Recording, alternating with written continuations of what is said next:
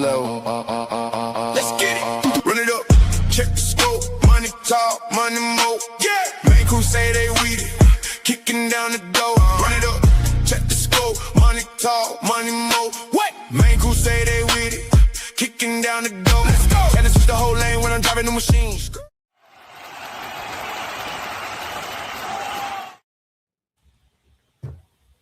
What is going on? Heavy Pour Sports Happy Hour Saturday is live. And I told you I was going to do it. I said it. When we got our W Friday, Captain America was coming out. Just like Pulisic, Captain America. This dude who I hadn't heard of before, who out here scoring 2 goals. Flora Bull, how you say his name, Hammer? Yeah, that's it. Yep, he's out here just doing things with the soccer ball that I don't think any human has ever done before outside Lionel Messi and that might be it. Maybe Ronaldo, maybe him too. But listen, it feels good to be one of the guys who had all the faith in the world and not this guy over here who did nothing but doubt. Did nothing but doubt the boys in the red, white, and blue. Now hold up right there. Tell me I'm lying, Drew. T and I both sat here and said they will win their group. They may win 1 or 2 games in the knockouts, possibly even quarterfinal run. So you cannot sit there and tell me that I doubted. I mean, T and I both said they'll win the group. I said they'll win the whole thing. I know you said win the whole thing. Here, we'll bring up the other doubter right here. What's up, T? Zero faith in the boys in red, white, and blue. We're just going over the last show. The truth, the facts of what we said. Yes, that's what we were going over, Rando. Oh, I'm sure he was trying to act like we just said we were going to lose every game and all that just because we said we're not going to win the whole World Cup. Right. I didn't quite go that far. I just said that you had some doubt in the boys, and right now it feels good after a 4-1 dominant victory to have all the faith in the boys. Why is it so hard for you to just be realistic? Why can you not do that? Why is that not realistic? Hey, hold on. You got to jump out and come back in because your words and your mouth aren't matching. But then we'll have the conversation of why I can't be realistic. Or maybe I am being realistic and y'all just hating. Hey, how about Hammer's hashtag name tonight? That's a little What does it say? Hype be Cruton. Hype be Cruton. High school recruits, because again, we'll talk about that too, where it doesn't matter. High school recruits don't matter. We had this conversation. You are insufferable. But you said it did, so yeah, I agree. I got no problem with it. I think you got to have a little. We bit don't of have both. a problem with it either. We just know the reality that a large percentage of these guys will never see the field. So maybe I don't know. If you got a 5-star running back coming in, true freshman, he'll be there. He'll be there.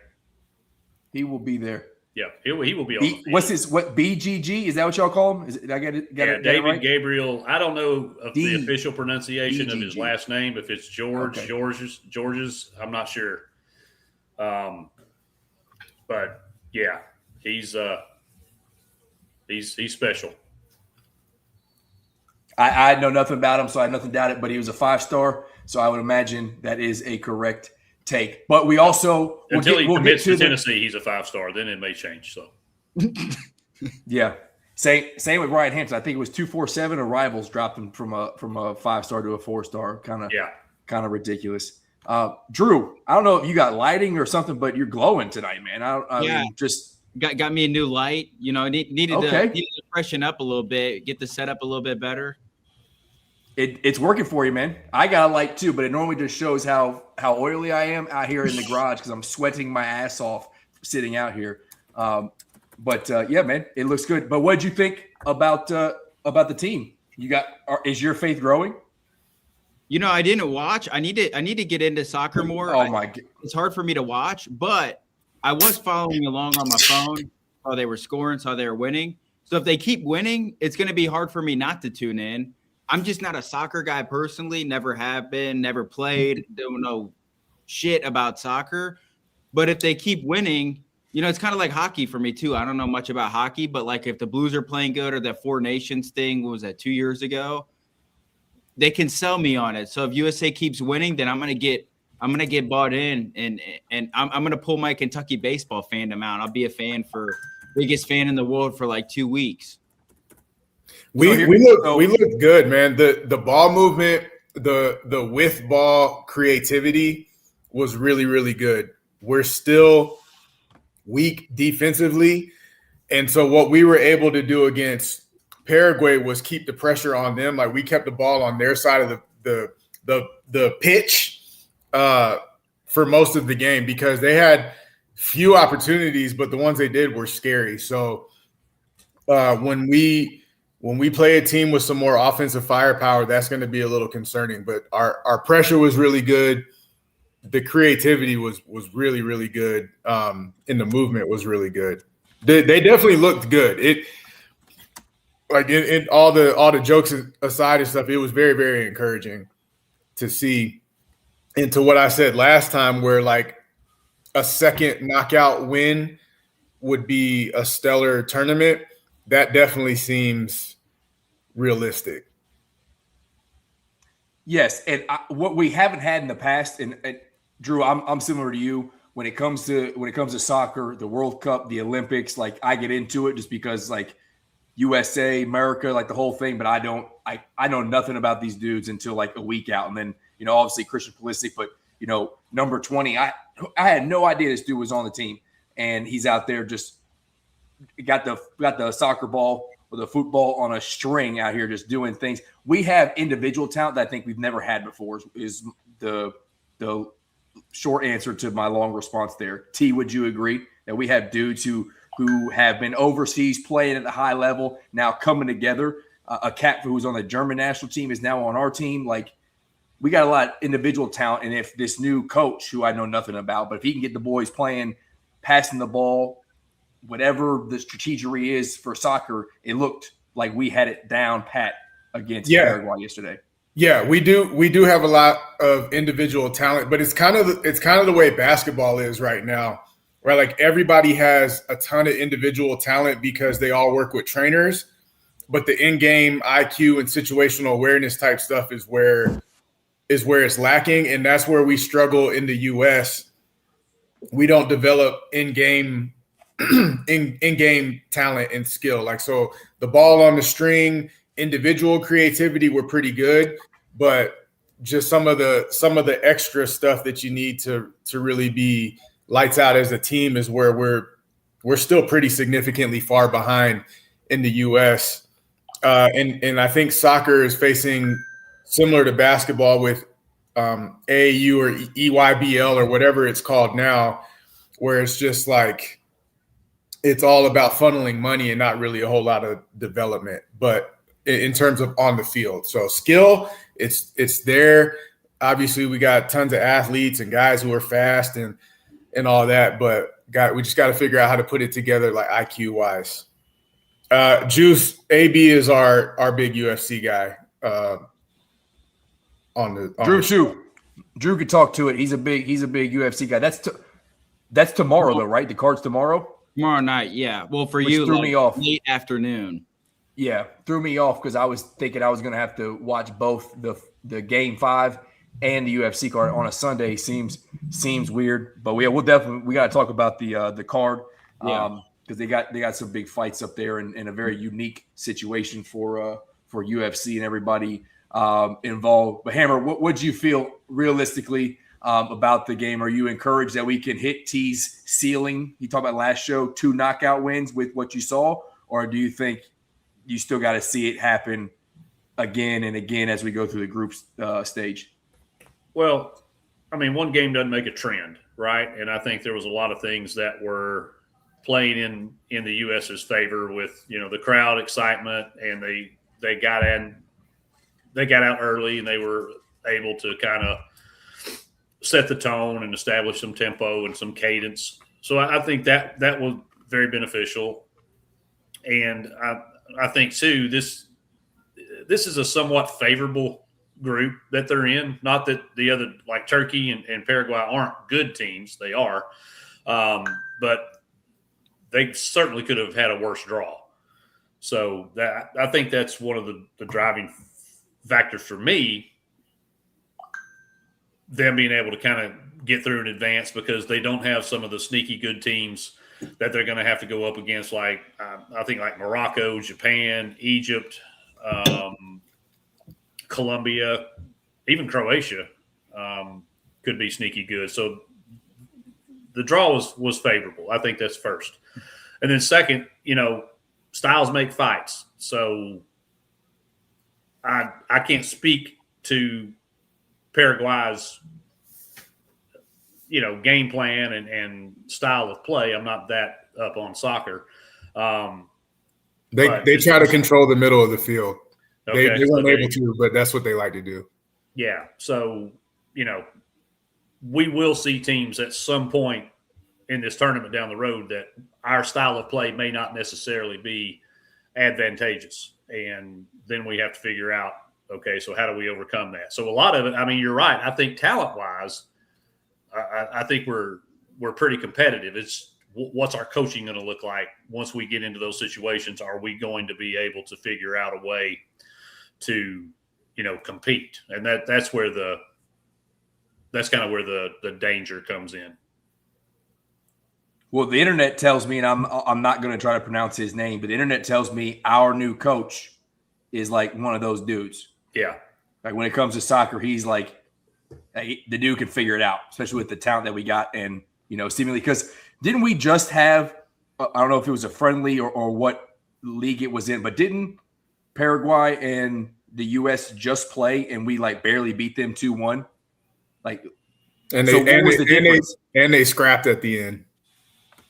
Well, yeah. So this match was 100% like, especially late when we were smacking that ass in Paraguay. Like the cheap shots, and I mean, it was definitely getting chippy for sure.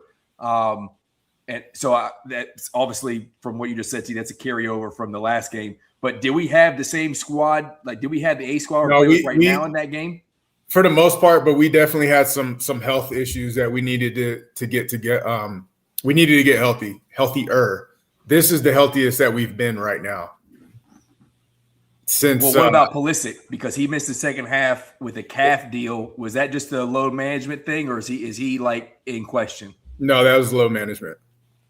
Okay, just a precautionary thing, because that was obviously the big story the second half. But as soon as he came out, he looked up at his people and he was like, "Yo, I'm cool, like I'm straight." But with it pretty comfortable, they went ahead and took him out. And I was kind of thinking, like, man, we just saw the Knicks come back from 29. Who knows what Paraguay might do? Leave them in, but and then they scored, right? But then it worked out. So yeah, I do appreciate the refs letting that 20 sec. Are they refs? What are they called? Judges? Are they referees? No, refs. In soccer? Refs, yeah. Letting that extra 27 seconds go in stoppage time so we could get that last goal, the walk-off goal, essentially. With the left foot bend, dude, filthy what old boy did there to close out the game. And after they were, elbowing us. He kicked it with his right foot. His outside foot, he kicked it inside to put a twist on it. Maybe I thought it was with it. I remember watching. I thought because I remember watching it. How the hell he did it? Either way, whichever foot he did it with, impressive. Just like our 3-0 goal where he went left foot, top shelf, just over. Stop. It's called a trivela when you use the outside foot to bend it in. Look at you, soccer guy. Told you I like soccer, man. But I also ask people, when I don't know too. I ask people who know better than me. I got the split screen on right now with the Spurs and the Haiti-Scotland game. So we'll wrap up our I do want to talk about our next match, but we can get to that towards the end of the show. We got a live watch going on with the Spurs, and Spurs out to another big lead, but can they hold it is going to be it doesn't even mean anything anymore. It doesn't mean nothing. Every game they get up and then it shit the bed. Yep.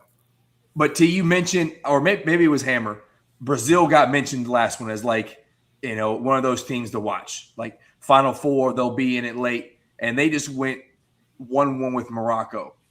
And then I think I saw a post where Paraguay beat Brazil. And again, I know it's not always they're playing with their A squad, but is Morocco any good? I'm just trying to compare. Yes. Morocco is good. Okay. Morocco's top 10. They will advance. Gotcha. Okay, so I saw that and I was like, Brazil's supposed to be one of them ones, and then they're tied up with Morocco, and my ignorant brain is like, they can't be that good. Well, it's fair because historically Morocco is not good, but the last 2 or 3 years or something, all of a sudden they've been super good. Brazil's issue is Vinicius Jr. is their best player, and everything revolves around if he decides to be locked in or not. Like if he's locked in, he's him. But it is highly likely that during periods of the game he will not be locked in. So like he scored their 1 goal today, so he was the strong point, but then other parts of the game he was also the weak point. So they need him to be locked in. Gotcha. Well, we'll move on here. We got Spurs, Knicks. Spurs currently up 13 in the second half. Wemby has at least 5 blocks, I think. He might have more by now, but he's coming out ready to take this thing on. I guess it's just can they sustain it? Hammer, I know you took the plus 4.5, but Drew, I'll go to you. How do you think this thing turns out? You think the Spurs can maintain this home court advantage and get it to 6 and maybe have a chance, or do you think that it'll eventually fizzle out in the second half like it has been repeatedly this series? I think they're going to win tonight. I was talking to my buddy earlier. He's a huge NBA guy too, and we were just kind of shooting the shit, talking the series and stuff. But I think the Spurs will win tonight. Wemby just with a nice 3 there. They're locked in. They're down 3-1. Really, if you look deep in the games, like the Spurs could actually be up 3-1 right now if they didn't choke some leads and some crazy things happen. So I think the Spurs will get this one tonight. They're playing well right now. I don't think they'll let off the gas because, look, their season's on the line. They're not going to lose focus. They're not going to lose intensity in the home crowd behind them. You'd like to think that at least they'll win 1 game at home in the finals. But then I think when they go back to New York, I think me and Hammer's prediction will come true, and the Knicks will win in 6. Yeah. 6. I mean, if that's the case, then y'all's prediction come. But if we get a game, Drew and Hammer. But listen, if we get to 6, you never know. We got life for 7. Spurs and 7. There's life still. We got to get through the night, T. We got to get through the night. That's right. Have some life. That's right. But just gotta stay alive, baby. For hoop fans everywhere, like you want a game 7, right? Like that's what you want. A game 7 in the finals. Like so. Oh yeah, and I can assure you, Adam Silver wants a game 7. Yeah. Well, that's why like the Spurs blowing that 29-point lead in MSG was devastating if you're a Spurs fan. But it just for us who like want to see a game 7, all NBA fan, sport fan, and also for the show because then we get to extend our what we talk about for a little bit. You're like, damn, y'all, what do you do? You gotta win that game. That was crazy. I still can't get over that. That was so I'm full on America right now after that win. I got my America Monster. I got my hashtag America Bourbon. Shout out Evan Williams. We are in it right now. Yeah, this might be the best NBA and NHL finals. Oh yeah, I've ever seen. And we haven't talked a lot about the NHL, but every single game has been phenomenal. Yeah, massive comebacks, double overtimes. It's been great, Yeah. and for I don't watch a lot of kinda hockey. hang their hats on defense, especially Carolina, for as many goals have been scored has been just mind blowing. Honestly, I mean, nobody would have expected all these games to be overs like this, and it's been some great, exciting, hockey.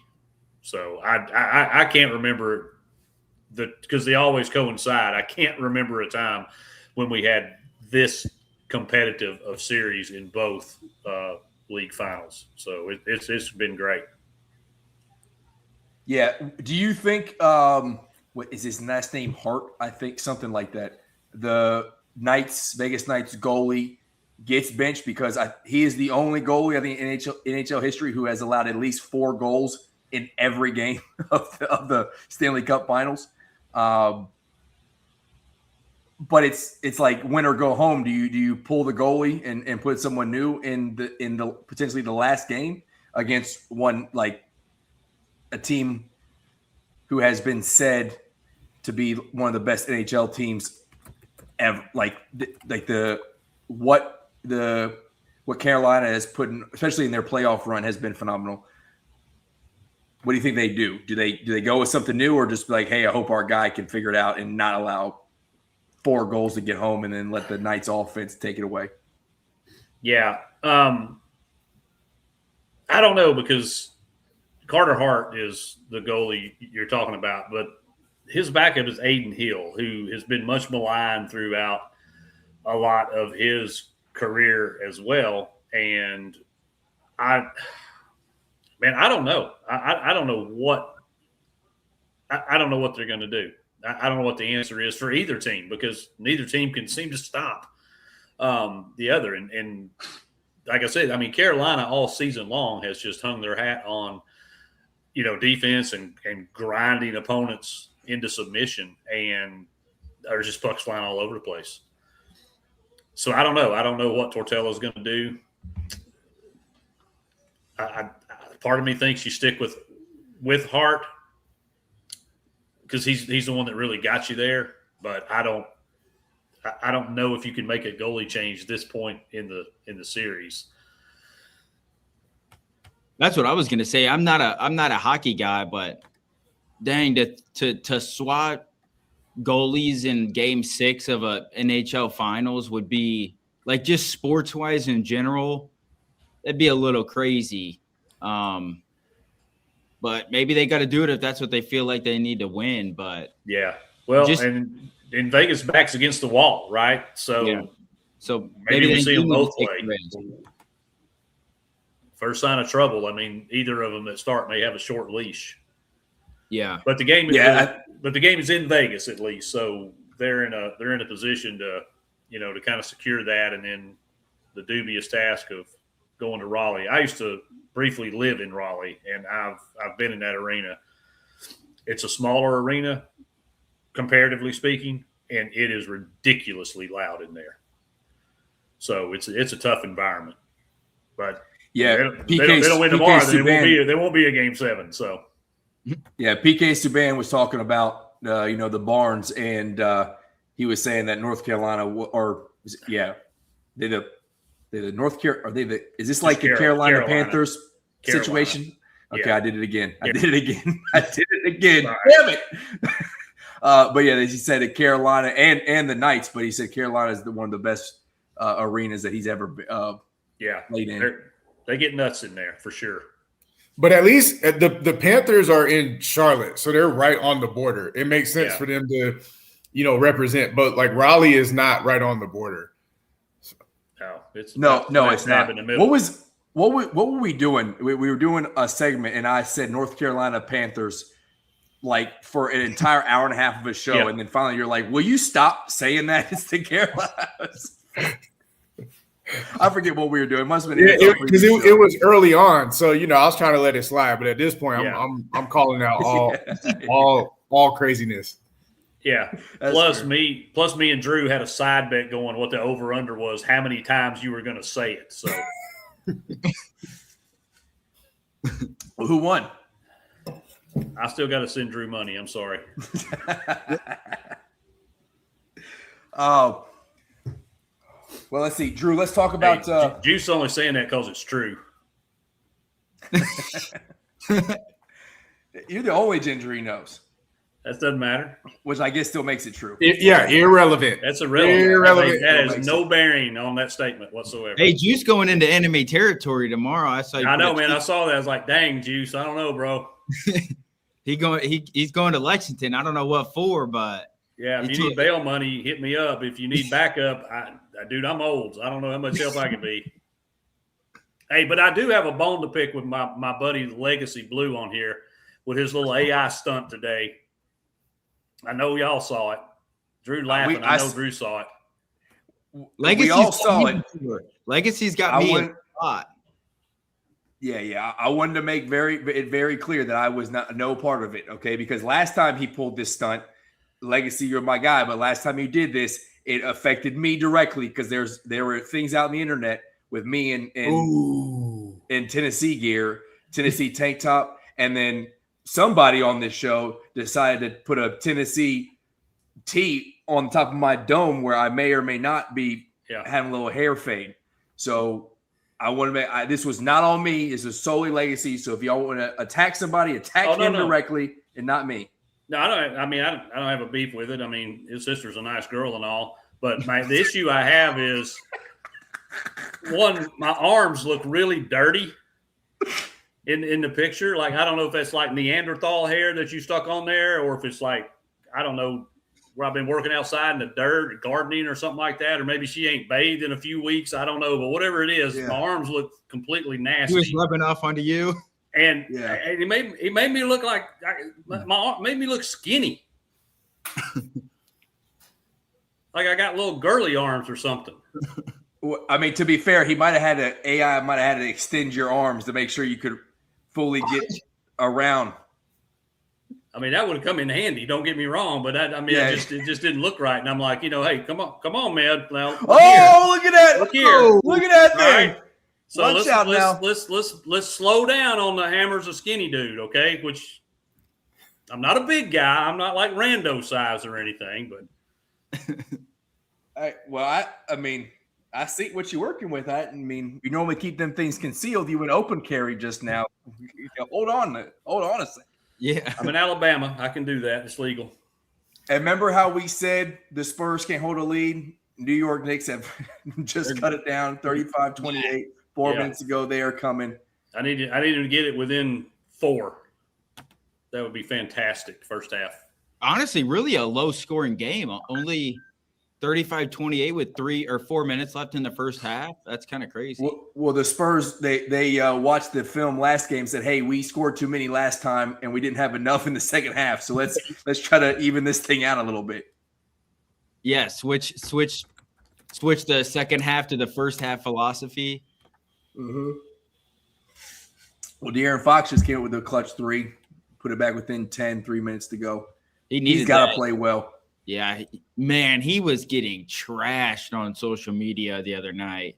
It was a bonehead play for sure. Yeah, I can't remember who said it, but I actually agreed with them. Like, if you're Fox, when was the last time somebody's out sprinted you on a basketball court? Probably never in your life. And he thought he had multiple steps, and all of a sudden OG Anunoby comes flying out of nowhere. I wish I remember who said that. I can't remember, but I thought it was a fair point. Now, regardless, he should have still pulled it out. But, man, he was getting crapped on all over social media and TV and everything. Yeah, well, I'll tell you what. I love Charles Barkley. I love him to death. He is one of the best voices on TV. He cracks me up, and he went off on the Spurs last game. This is the dumbest team I've ever seen play basketball. Oh, man. He is him and Shaq on Inside the NBA, and I'm glad they have not let off the gas. I was worried that ESPN was going to do their thing and, ruin the show. I should have known better because no one's telling Charles Barkley or Shaquille O'Neal what to do when it comes to how to commentator or their TV. We do have we got Chris here. What's going on? Hammer inviting another great guest. Chris, sir, how you doing, brother? Pretty good. Just living life down here in Texas. Oof. I am quite surprised that he allowed you on the show, shot the invite. We do have to go full who's the actual UT on this show, like just to get the engagement going, get some rage bait on here. That could be later on. If you go by the brand, there's one. If you go by age, there's the other. Or if you go by the SEC, there's facts. Yes, go by our conference, and our conference has decided that y'all are Tex and we are UT. I mean, it doesn't hurt my feelings, honestly. we'll see in September when I come and visit Hammer. That's right. That's right. And just to give everybody just a little bit of background here on Chris. Chris is the most reasonable, level-headed, sensible Texas fan I've ever met in my life. We actually met arguing, I think, probably over who's the real UT or something to that degree, and then we just sort of got to know each other and have become really good friends. And I'm proud to call him a friend.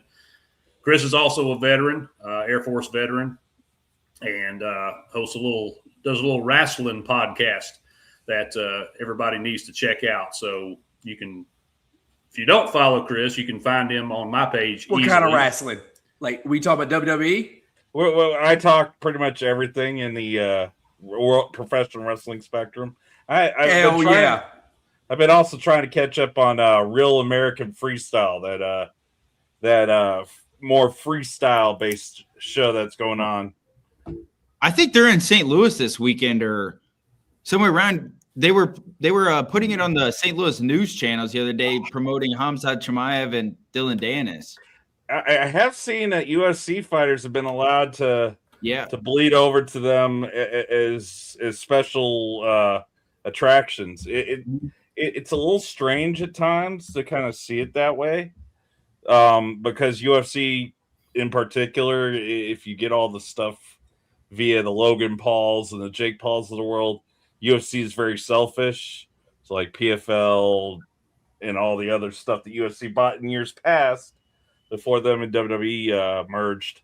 I would say that this is a escape from the norm. Yeah, well, I think they're Go ahead, Drew.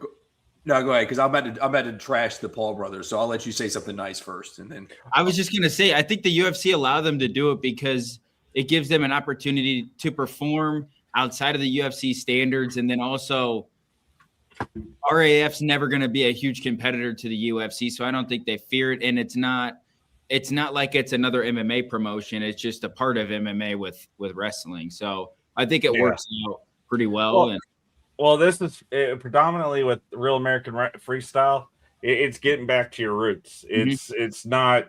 I mean, the graps are there, yes, a la MMA, but you don't get the strikes. You're getting actually counted for getting pinned in the circle or getting knocked out of the circle. So, I mean, it's a blessing to see actual wrestling getting a professional look to the world outside of the Olympics now. Rando, did you ever bring the Marine wrestling team in while we were Osos? yes, I did too. yep. That was pretty cool. And at least for when they came to me, the lieutenant that was running them, he's going to wrestle in Georgia here in like a day or two. The country, Light skinned black guy. yeah, Terrence, Yeah. Terrence something. I forgot his name, but yeah, the dude was so. I brought him along for two events. One of them with the male wrestling team in St. Cloud, who is like a Division II champion, pretty much on annually every year. They're competitive, and then a female wrestling team, which is one of the only female wrestling teams in the country, out in Jamestown, North Dakota, I believe it was JU. And the first he started off with the men's team and absolutely just wrecked him. We put him through a CFT, just destroyed him. And then he came to the female team, and I was like, hey, maybe we tone it down. He did not. He's out here throwing these. He's who wants to get thrown around. I was like, golly, I'm trying to put some of these girls in the ring. Yeah, I need you to sign up, man. Don't hurt them. Like, good grief. But they loved it. They absolutely loved it. They wanted, because a lot of them, don't cancel me for this, a lot of them didn't have the like strength or structure to actually like toss people. And he was throwing them, showing them how like the techniques. Like, if you're not strong enough, here's how you do it. And next thing you know, like they're teaching each other how to throw and whatnot. And the coach's dad was actually a Marine, so I was able to talk, and that was a gold mine for me. When you talk about back in the day when finding female contracts to get into the Marine Corps was a big old deal. That was huge for me. But Chris, we'll talk about wrestling real quick, and you talk about UFC and competitors. If you needed any proof that MVP is a complete joke under Jake Paul, it took you one fight in the main card to watch Ronda Rousey tap old girl in like 7 seconds. But it shows me that Jake was talking to Logan like, hey, how do we make this a complete work and make MVP more like WWE than UFC? Oh, agreed. The thing, I mean, Ronda sold it by going to WWE. So, Ronda's credibility, for as much as she talks about being the baddest woman in the world, I could name 10 women that are the baddest in the world, and none of them would be Ronda Rousey. Now, Gina Carano, I hate to say this, Gina Carano is a MMA Hall of Famer. She hadn't fought in over a decade. So I think it was like 17 years. Yeah, I think it was close to 20 years. Yeah, somewhere in the 16, 17-year range. And the woman just got past a lawsuit with Disney, beat that, lost 100 pounds in between getting to that fight. So, I mean, and that's something else right there. She'll tell you that her health was in such a case that, it almost crippled her. But from even having a chance to come back and fight Ronda. But, I mean, Amanda Nunes, Mackenzie Dern, heck, Holly Holm is still boxing. And that was her first sport before MMA. So, I mean, and I would still put Holm over Rousey any day. But, yes, Jake and Logan Paul, for as much as they want to throw out their accumulated wealth into the MMA world and into the boxing world, the fact that some of their fights look so absolutely staged, except for Jake getting Anthony Joshua. I mean, the Paul brothers, they're good. They're great as P.T. Barnums. I'll Vince McMahon. So yeah, they're P.T. Barnum, but as far as their actual worth, I think Logan it shows he's the only one worth of the two Paul brothers if we're going to go there. So, and I agree with that. And I have I'm not a Logan Paul fan at all, especially in WWE. He's a heel. He needs to stay a heel, and I'll continue to hate him. But you at least see what he's doing. He's one hell of an athlete. He entered the WWE, and you could be upset if you're a WWE fan, and because the way he just jumped in here and they automatically started getting big time, prime time, pay-per-view or whatever the hell they call them now, premium live events, without having to actually come up, whatever. He was already, a big name before the WWE, but he's bought into this thing being a work, right? His brother is trying to convince everybody that he's actually a good boxer and he can actually fight. You suck. The one time you fought a real boxer in Fury's little brother, who is actually a terrible boxer, you got your ass kicked, and then you fought another boxer who is past his prime, Anthony Joshua, and you'll never fight again because he fractured your jaw so bad. So I agree with you there. And we'll go to Logan Paul one more second here. With Logan, I mean, do I think he can throw a punch and legitimately do some harm to some people on the screen on WWE? Sure. Has he learned how to gimmick that punch? Definitely. Honestly, I mean, I'm a big heel fan. I love heels. Baby faces, depends on the baby face, kind of rub me the wrong way a lot of times. Logan, if you come on this show and talk shit about Cody Rhodes, you'll never be invited again. No. Okay. I just want to lay it out there, put it out there real early. Hey, I don't want to interrupt real quick. I don't know if you've noticed this or not, Chris T. Maybe you can back me up on it. Randall, when you raise your eyebrows, it looks like you have a Longhorn logo between your eyes. Do I need to turn this thing down? No. I told you. From your light. Look at there. See right there. See it? Hey, yeah. I told you. I'm out here in this garage sweating. I lose a good 3-4 pounds in this garage every show. All right. Oh, I was in the garage trying to get on the show before I had to come to the office.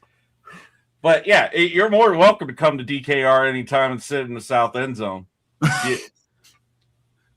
Okay. Anyhow, back to Logan Paul. I mean, the fact that he unlike his brother was within his fifth match facing off against one of the generational best in professional wrestling right now, Roman Reigns. That shows you how much trust they had leading into that match that he was going to get over. And he actually got a babyface pop at the end of it. So Yeah, I do. I question Triple H on a lot of these decisions lately. Like the fact that you keep shoving CM Punk down my face like he actually still has it irritates the absolute hell out of me. Punk is a better hold on. Punk is a better old man Logan type of wrestler right now, to where he knows his time is finite.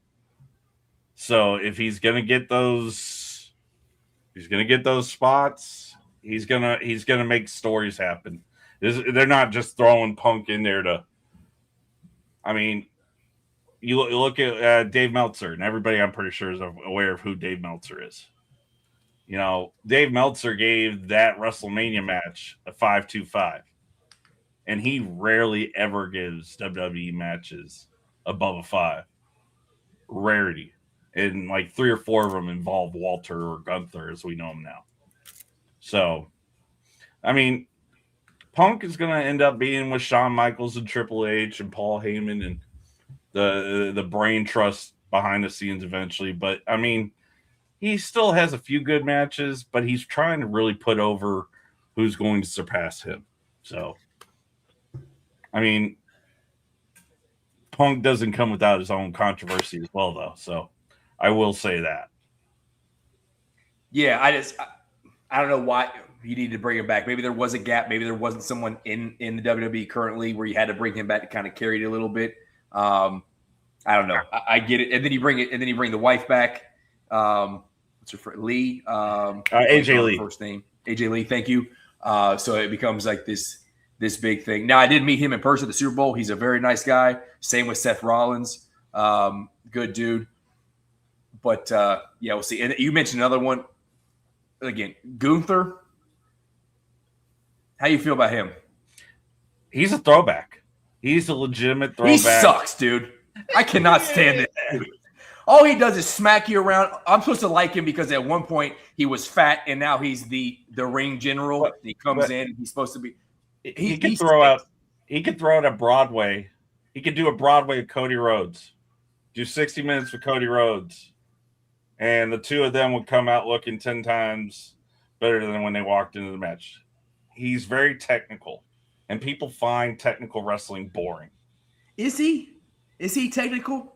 He's very technical, but he's also a heavy-handed. He can slap people across the chest. He's a heavy-handed powerhouse as well. That, like I said, he's a throwback to European wrestling, to where you're talking strong style, Japanese, British, German strong style wrestling, where those strikes are gonna hit. When they hit you, they're gonna show on TV. You're gonna look at Sheamus. Look at I think it was Clash in Scotland or Clash at the Castle, where Sheamus left that match literally looking worse than a cherry red fire engine when he walked out of there and back to ice his chest. So, I mean, we like the flips and the bumps, but even some of the flips and the bumps are so overused now that the story is kind of escaped professional wrestling. And this is not an indictment of AEW, New Japan, all these other companies that put out a product. It's tell me why you're using a suicide dive. Tell me why you're going to use a moonsault. Tell me why, a spear matters, because you got Edge, Roman Reigns, X, Y, and Z that all use the spear like it's just commonplace. Greatest wrestler of all time, Goldberg. Shout out. According to Stephen A. Smith, I'll agree with you there. But yeah, no, I mean Goldberg's a perfect example. The spear was special. The spear was hit right before the jackhammer. And, Georgia Dome, 1998, when Goldberg beat Scott Hall for the U.S. Championship and then beat Hogan in the same night for the World Championship, those two spears, those two jackhammers had that place shaking.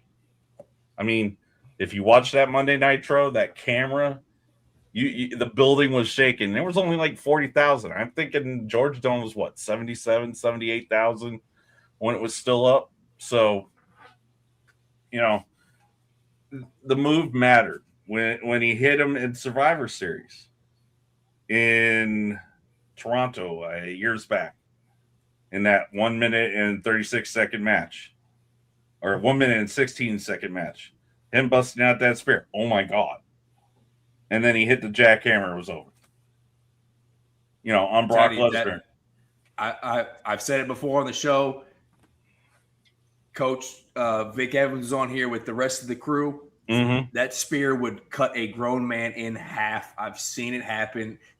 It's like the deadliest thing in sports. Oh, yeah. Was a Goldberg spear. But we are losing the rest of the panel. Brother, I know you have your own show. If you ever want to talk wrestling, you just hit me up. I will come on the show because I love the stuff, man. And my son is in it right now. Goldberg has a special place in my heart, mainly because that was my favorite wrestling growing up. You talk about 1998. I was 8 years old. Some of my first memories was that. And then when my son was 5 was when Goldberg made his reappearance in WWE and, had a pay-per-view against Roman Reigns and came out there. So that was his intro to it. Yeah. He fell in love with Goldberg too. So it was like a full circle moment for me, but I understand that is a niche thing. And everybody else is like, can we talk about something else? Which, no, that's fine. That's fine. But Hammer, you invited Chris on the show. I'll let you take it away. And Chris, I'll let you know from the jump right now. If you see me pass the show off to somebody else and then disappear, one or two things that happen. I'm either going to put the kid down, or 2, which is most likely, I got a bladder of like a 6-year-old, so I got to go take a piss. So I'm gonna show off the Hammer, and then T's got a game we're gonna play later. So Hammer, off to you, so I can go get a refill and relieve myself. I'll be back. Oh, real quick for Joshy Boy to answer his question. Yes, in September I will be with Hammer in Knoxville for the Texas-Tennessee game. How about it? Good luck. There is a third reason that Rando bails, and that's whenever T or I don't drink the Kool-Aid that he's pumping out of the sunshine machine. Kind of gets his feelers hurt sometimes. So we just try to keep him grounded, Chris. That's all. Oh, nothing wrong. Really hard. When I leave the show, I still have my ear things in. I can hear what you're saying, Hammer. I can hear what you're saying, dude. I was going to say, it's easy to humble Kentucky. I mean, but all due respect, I mean, I've had people, since you put out what I had put out on Twitter, a large Kentucky contingent is provided. So we'll talk about that later. I don't want to bring the tears out just yet, but yeah. Nah, there's a lot of good folks. There are obviously bad apples in every fan base. We've all seen them, even in our own. And sometimes nobody hates Tennessee more than Tennessee fans. So, it's across the board. But, man, I'll tell you, there's a lot of good people. When you take the jerseys and the logos off and you just get down to real world stuff, and there's plenty of people, man, just good, salt of the earth, do anything in the world they can for you type people. And that's, Hammer, I got a good one for you. We had to live through Charlie Strong and Tom Herman. True. Y'all had to live through Derek Dooley and what was his name? Pruitt, I think, Jeremy Pruitt. Well, don't forget about Lyle Jones. Yeah, that hit him too. Y'all had to live through that. So believe me, it's the same sentiment down here outside of Austin, inside of Austin, hell, inside College Station. Since, the dysfunctional family kin there, they like to remind us of our bad eras. Oh, yeah. Yeah, that's, we wandered the wilderness for 15 years. T and I were probably at a point where we're like, are we ever going to even be, competitive again, much less contenders again? So it's, Kiffin, I said when Kiffin left and then we hired Derek Dooley, I said that's going to set our program back like 15 years. And I thought I was just being exaggeratory and, blowing it out of proportion, because it was pretty devastating when he just up and bailed on us in the middle of the night. But that literally set our program back 15 years. And we went through bad hire after bad hire with bad ADs. And, And I actually thought Butch was a good football coach. Like, he had success at Cincinnati. I felt like him coming in, it was going to be a turn, and it was. It looked like it was a 2016 season. Yeah. And then 2017. Butch is a great coordinator. That's what a lot of people don't get. Butch Jones is a great coordinator. He had Cincinnati play us really competitively. Yeah. 2 years in a row. Cincinnati. Yeah. Well, and he's a same great way with Tuberville. Great recruiter. The pressure of Tennessee is what got to him. He crumbled under the fan base pressure. Well, you're talking a top 10 academic and athletic program, and I'm not exaggerating with that. Tennessee has always had respect for me. When Manning was there, when Pat Summitt was alive, I mean, y'all took Rick Barnes from us, but the thing about it is Tennessee's a great program. It's just they had to find the right stewards, just like Texas did when we got CDC from TCU. Got Chris Del Conte, now 5-time Director's Cup for whatever that's worth. Depends on who you ask. Oh yeah, I mean the majority of women's titles in Texas have increased since CDC has been there. But we'd like some more men's sports title, and obviously, right now it don't look right now like we're gonna get too far in the World Series with the way we're playing against Georgia. But that's the thing is you get a good AD, you get a good coach. Josh Heupel, Heisman Trophy winner from Oklahoma. My thought would have been the guy right behind Riley to come in and run Oklahoma. Tennessee stole him away from his alma mater, and he's had reasonable success. Beaten Alabama 2 or 3 of the last 5 years, either at home or in Tuscaloosa. So, I mean, and the thing about it is, y'all had a great head coach in baseball. I don't know why he went to the Giants, but Tony, I can't remember his last name. Vitello. Tony Vitello, great baseball coach. Had great staff, did great recruiting. When it's Vandy on one side of the state and Knoxville on the other side of the state, pretty much running college baseball for that time that they did. It made for good television. Made it for good sports television even. Yeah, well, you can thank my buddy Danny White for that. So. Oh yeah, y'all pretty tight. He did quote tweet him this year or not. Yeah, y'all are Twitter tight. Oh yeah. But Drew, you got a question here in the chat about our potential new AD hire out of Michigan State, Jay Batt. I don't know anything about him, to be quite honest. I mean, Michigan State legacy basketball program, their football program hasn't been great. I don't even know how long he's been there. Maybe he has tried to revitalize it. I've heard his time in Alabama and other places, he's a great fundraiser. What do you think about this hire? Because when you see folks like Pete Thamel come out and say, like, it's close, you imagine it's pretty close, and this is going to be our guy. So you think it's a good fit, team up with Will Stein and Mark Pope? Yeah, I think my first reaction when the news broke, just in general, was, okay, Kentucky dodged the first bullet, which is they didn't hire within. So when that's the case, then you know what? You got my ears perked up. I'm listening. I've seen the same stuff you have as far as good fundraising. I believe he was only at Michigan State for like a year or two.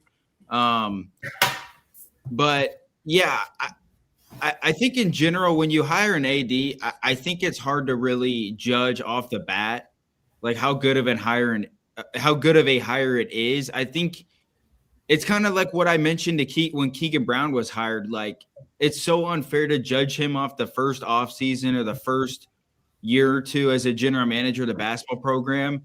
These are things that we got to see play out within the next, I would say, 2 at the earliest, maybe 3 to 5 years, to really get a grasp of like how Kentucky sports are doing. I think when you factor in like the history of he's a good fundraiser, okay, well, that sounds great and all, But, then you look at some of the coaches he's hired. He's had some success hiring coaches. He's hired some bad coaches. He just hired or was part of hiring Pat Fitzgerald, who I think is a good football coach. Obviously got fired from Northwestern for some stuff that was going on behind the scenes, but I think ultimately got dropped. It did. He got cleared of all that. Yeah, which helped him get another job. But, yeah, I think I'm going to just say it's a good hire because it wasn't from within. And my guess is the whole athletics department will be completely reworked as long as there's no contracts, that keep people around. But my guess is the entire athletic department from the head up to down, as far as athletic director, assistant athletic director, like I wouldn't be surprised if all of those things are like new and they're revamped, reshaped. So I think that's a positive because we've all said it since COVID, like Kentucky athletics has been like stuck in the mud. And, we've improved in some sports, but basketball, we're on a trajectory of just like mediocrity, which is not the standard at Kentucky. Obviously, Coach Stoops struggled late. We got to see what happens with Will Stein. But yeah, I'm just happy that it wasn't from within because that was my biggest fear. And we'll get to evaluate or see how this hire really is in the next 3 to 5 years, I think. But from all accounts right now, I don't think you could ask for much more as an athletic director hire. Yeah, not knowing anything about him, what I will say is Jacob Tammy and the LLC are involved in this process deeply, and they have not let us down yet, right? When it comes to Stoops and putting that on a line item and paying him out over time, if it's them do that and getting rid of it, what they have done to help Kenny Brooks out, seemingly to get Mo in the building to help Mark Pope out.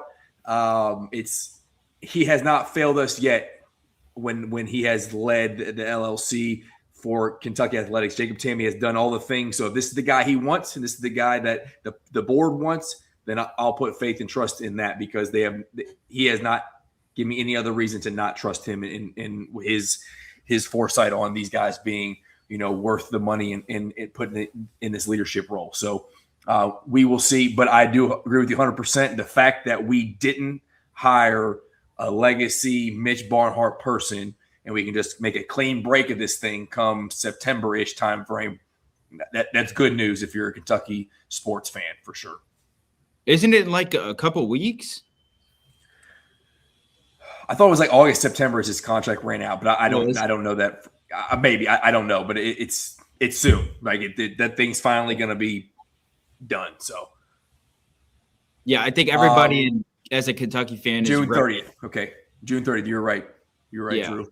I think everybody is waiting for that day for a new leadership to step in and hopefully build Kentucky sports back to being at the level they should, of being at the top of college basketball, being competitive in football, baseball program continuing to thrive, women's basketball, Kenny Brooks keep doing his thing, volleyball team keep going, get out of these like horrendous coaching contracts that have been in the past. Thankfully, we got lucky with Coach Cal, but Stoops, like that's going to still be paying for a couple years. So we need a good clean slate of like Kentucky athletics for like 5 years of no BS, and hopefully a new athletic director upcharges Kentucky athletics and we get back on a positive momentum as a school and as an athletic department. Yeah, someone who understands NIL isn't going to fight it. Someone who's not going to fall in love with the coach because of a little bit of success and overpay and overpromise. Lifetime contracts. Like Mitch Barnhart was the teenager who fell in love after he got it for the first time. Right. This is the one. Right. I'm locked in for life. It's like maybe let's go for another test drive or two. Let's check this thing out first. Let it get through an actual oil change before you make a commitment. Take it for a lease first. But let's move into the UFC fight card Freedom 250. What a name. What a name on a Sunday, which is weird. Have to stay up late if you're on the East Coast on a work day. But I guess it is a short week. You're coming into a Holloway, so just short card too.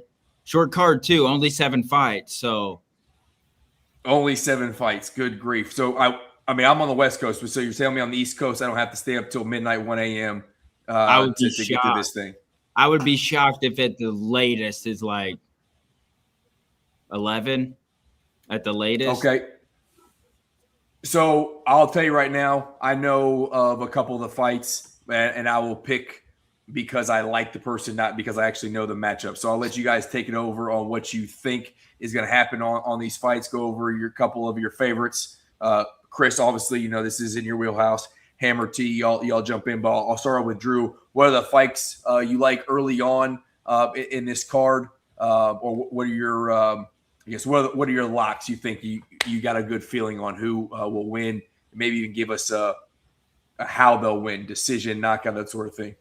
Yeah. Well, first off, you'd be surprised, but the UFC is probably my second favorite thing in the world to watch, other than Kentucky basketball. Like I live for the UFC, and I know this card's getting a lot of attention for other reasons, and I don't want to make it about that, but for me, just as a UFC fan, I think this is super cool. It's super unique.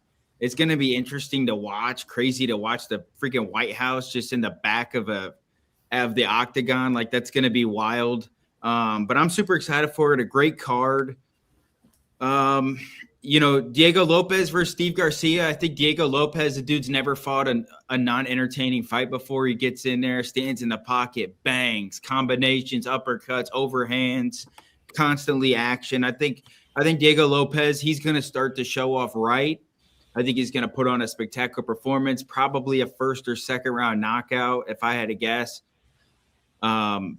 He's awesome. And then the Bo Nickel, Kyle Dawkins fight, I think that's an interesting one. I think, Bo Nickel is the up and coming guy, former, Division I multi-time national champion at Penn State. He's still kind of getting his feet wet in mixed martial arts, but he's doing a good job. I think he'll probably take care of that one, maybe by decision or something. We'll see there. Mauricio Rufy and Michael Chandler, that's going to be an interesting fight. Hoofy's got a huge size advantage over Michael Chandler. Michael Chandler grew up just a couple hours south of me and wrestled at Missouri, Hammer's favorite school. And but I think that's going to be a good fight. I would be shocked if Hoofy doesn't knock Michael Chandler out, just because that's what seems to happen with Michael Chandler fights. But he's always interesting. Hey, one thing about that, I'm going to chime in here because I actually bet Chandler to win by knockout in this fight because, one, it's plus 750. Mm-hmm. And two, Chandler's a smart fighter. I don't think he's going to just stand there and let this big monster who's got – what's his reach advantage, man? It's like, 4, 5, 6 inches? Like, it's ridiculous. And Hoofy's like 8 inches taller than him, too. He's a big SOB. Yeah, he is a load. So Chandler cannot stand there in front of him and try to trade punches. He's going to have to go to get this fight on the ground. And if he gets the fight on the ground, guess what that does? That negates the reach advantage, negates the size advantage. And if he can get him on the ground, I think he can get – because the bet is either a TKO or a KO. I think Chandler's got a shot in this fight. Little ground and pound, get the fight. If he can get it on the ground. He's got to get Hoofy off his feet. Otherwise, it's exactly what's going to happen. He's going to get his block knocked off again. I was going to say, Chandler, if Chandler can get on the inside, which he's famous for his inside strikes. Dirty box. Yep. Yeah. If he can get inside, strike him, get him to the ground, then that's Chandler's wheelhouse. All the way. Otherwise, Hoofy with that reach advantage could keep him sitting there for 3 rounds, could grab him up. It's going to be very interesting. I think the fight that everybody, Ilya Tapora and Justin Gaethje, for that 250 belt at the end of the night, it's going to be very interesting where that goes. Because Taporia can tap you, he can also knock you out. Same thing with Gaethje. He can get you on your back, and he can hit you right in the chin and make you see stars. So that's going to be a chess match, I think, as far as the UFC fight. The one that has me interested is Josh Holcutt and Derek Lewis. Yeah. Now, Derek Lewis, we all love Derek Lewis. My balls are hot. I mean, he famously stood in the middle of the Toyota Center in Houston and asked, "Hey, is Popeye still open?" Yeah. And I was like, so I mean, Holcutt last month, Holcutt this month. Mm-hmm. I think Lewis knocks him out, but that's not going to come out without some war wounds on Lewis as well. I think Nickel, the Built Bo Nickel fight against Stockhouse, might actually end up being fight of the night, though. Yeah. I kind of agree with that, and I'm going to throw something I don't normally do out there. I've got a cool little parlay built for this. I've got Nickel on the money line, also with 2 takedowns in the fight. Dawkins with the most strikes, and it goes the distance. I think it's going to be a great fight. Yeah, the Hokit fight, it was like 2 pay-per-views ago. We were actually on the show, and it was him, and that fight was unbelievable. Those two were just standing there and banging. Hokit versus Curtis Blades, it was unbelievable. The only fear that I have with Derek Lewis, and I don't think it's going to factor in tomorrow night because of the stakes of the card. He likes to quit a lot, and in his last fight against Waldo Acosta, he quit in the fight and he just stopped caring and got lazy. I don't see that happening tomorrow night because he's a big USA guy and big fan of the president. I don't think he would do something like that on the White House card and just quit. But I hope he shows up the way that we've seen in the past, Derek Lewis, and just ready to fight. Because if he does, and we know what Josh Hokit is now after seeing him the last 5 fights. I saw him last year on the Contender Series. He's a full-on entertainer in the ring and kind of out of the ring. That could be the fight of the night because those 2 big bodies standing in the middle of the ring and just trading blows, kicks, punches, combinations. You're not going to see a whole lot of ground game, although Hokit, he's very good in the clinch. He likes to clinch and grab against the row or against the cage and get some combinations off, but you're not going to see a whole lot of – it's heavyweight too. They're not going to be grappling, but that fight has a chance to be fight of the night. If they both show up and they both deliver, it's got a great chance for it. I think Lewis. I don't know what the over under is for rounds, but I think if you like Derek Lewis in the fight, you're like say it's a 1.5 rounds. You're going under. Yeah.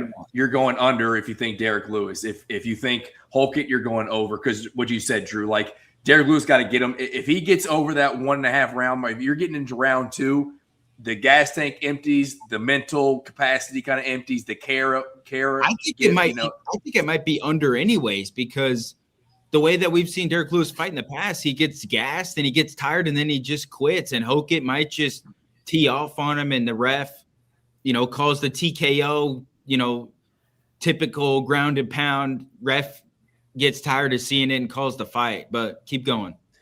No, I do. I like Derek Lewis in this fight by KO. I could see this being one of those fights where, for all the things you mentioned, Drew, he knocks him out. He takes the gloves off, lay him in the middle of the ring. The dude's like 40-something years old, right? Like this could be the swan song fight, the retire after a win type thing. So I could see him giving everything he's got to lay dude out on the mat and then, walk out off into the glory, with a win.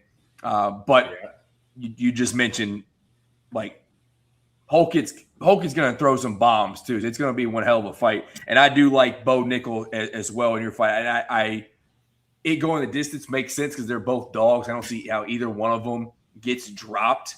But Bo Nickel, I mean, he's multiple in what he can do. Like, he can take you down, but the dude can also stand up with you and just throw heavy hands. Yeah, we'll go to the third to last fight. Sugar Sean O'Malley. He's one of my favorite UFC fighters. I'll be wearing my shirt tomorrow for him. versus Ayman Sahabi. He needs a big bounce back fight. Well, he won his last fight against Song Yadong, but I truly believe this is a Sugar Sean O'Malley first round knockout against Zahabi. I think Zahabi's he's a better wrestler than Sugar Sean O'Malley, but he's not a great wrestler. I think we're going to see him try to take Sugar Sean down early because he's not going to want to stand there. And I think that's where Sugar Sean can unleash on his jabs, his overhands, and his knees. Sugar Sean has nasty knees when you try to shoot takedowns. He will shoot a knee right up the middle, and we saw it against Marlon Chita Vera in his first title defense. I hope, because I'm a huge fan, but I think we're going to see a couple years ago Sugar Sean O'Malley brutal knockout, stellar performance. He was really good in his last fight against Song Yadong. He was sharp. He was clean. He didn't do anything crazy. He just pieced him up for really 2 rounds, but clearly won the fight. And I think he's ready, because if he wins this one, he's right back in the bantamweight championship, station probably next, because Peter Yan's the champion. He already beat Peter Yan. So I'm fired up for Sugar Sean O'Malley, and I'm hoping he gets a win. And I think he's gonna. I truly believe he's dialed in to go get a first round beautiful knockout. I hope you're right. I hope you're right.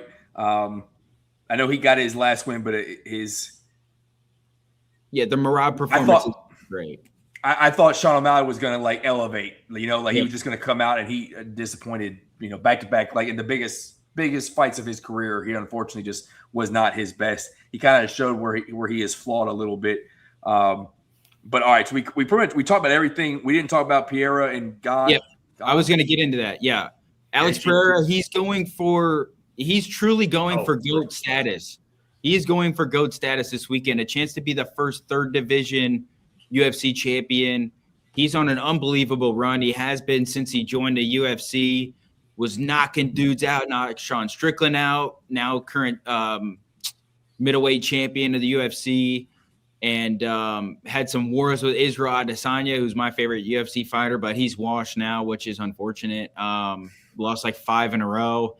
But Pereira has a chance to become the only 3rd division champion in UFC history. So this is a huge one, but Ciryl Gane's a bad dude. He's had an interesting career. He's always been at the top. He never drops past the top. He gets unlimited title shots, it seems like. But this is going to be a kickboxing fight in mixed martial arts. Neither guy's going to take him down. They're going to stand in the pocket. They're going to trade kicks. They're going to trade jabs, overhands. It's going to be an entertaining fight. I would guess maybe 2nd or 3rd round knockout for Pereira. I just think his power is way too much. And, you can't take that many hits against a dude like Poatan, and especially now that he's a heavyweight, those hands pack even more power with the weight inside of his body. So, but that's no way round 5 starts. No way this gets no. Fifth round. No, I think Ciryl Gane is overrated. Like you said, he's gotten all these title shots, and I don't think he's going to be able to compete. And again, and this is talking about Ciryl Gane of 8 years ago. He's just gotten older and less good. I just don't think he's going to go. He's definitely not going to go this. This is not going to go the distance, and I think he finds his way on his back. I think Ciryl Gane has kind of regressed in the last couple of years as well. I think that fight. Who was it? The British heavyweight. I can't think off the top of my name right now, but a big British name heavyweight in the UFC. That last fight he had with him, he was poking him in the eye. Ended up. Oh, Tom Aspinall. Tom Aspinall. Yeah. Oh no! Sorry to interrupt you. Jalen Brunson just went down bad on his ankle. Oh. Ooh. Yeah. That is no bueno. Oh, now he's going to get himself teed. Oh, so I think he's fine. He's clearly fine. He just went at the route. That's good news if you're an NBA fan. Ooh, yeah. He went down, grabbed that ankle like it was real bad. And then he got up and sprinted towards the ref. He tried to get himself teed up. But all right, so let's go through the card real quick. We'll go through each fight. We'll give us a chance. T, you got to play. even if it's just a guess, you got to play. Well, wait, should we talk about the main event first?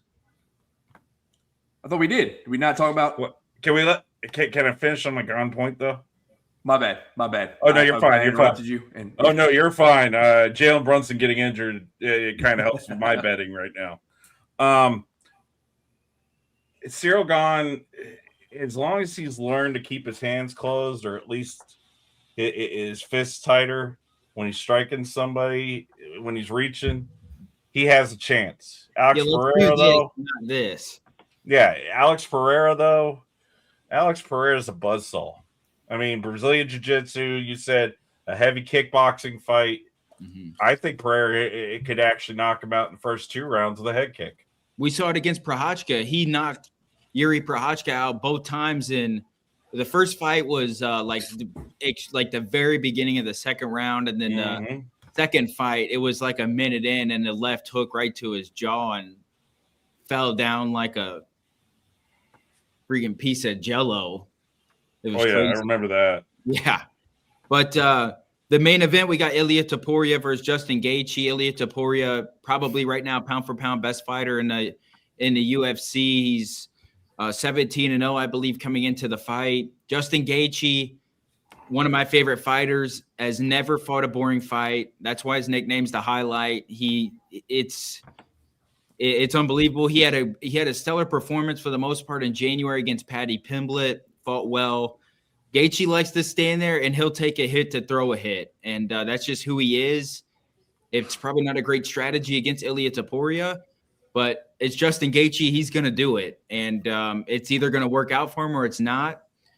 But I'll say this, and it might just be the American in me. I'm taking Justin Gaethje. Everybody 0 at some point has to go, unless you're John Jones. Topuria, he's the best in the world. He's been on a hot streak. He has every tool possible. But something about Gaethje has sort of gotten in Ilia Topuria's head, in my opinion. Pushed him last night at the press conference.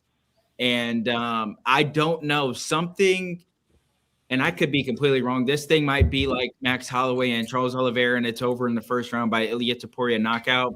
But something tells me the USA, everything's on the line. If Gaethje loses, he probably will put the gloves down because there's nothing he needs to fight for anymore. This is why he kept going. He wanted one more shot at the belt. Something tells me Gaethje gets the job done, and I don't know what it is. I'm probably wrong. But USA, I'm picking Justin Gaethje, and I'll live or die by it. I agree with you. I 100% agree with you. I think this is going to be one of those things where 30 seconds left to go in the last round. Both of them are pointing in the middle of the let's go and just start swinging, man. I hope it is. And even if Gaethje's losing all 5 rounds, if that happens, he's got a shot because he can drop somebody with one right hand. All right, so let's go. We got Diego Lopez, Steve Garcia. Hammer, who you got in that fight? Lopez.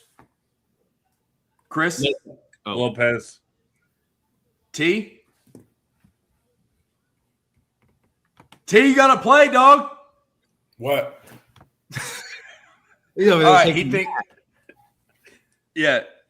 You got Diego Lopez or Steve Garcia. I know that you're 2 fans of both, but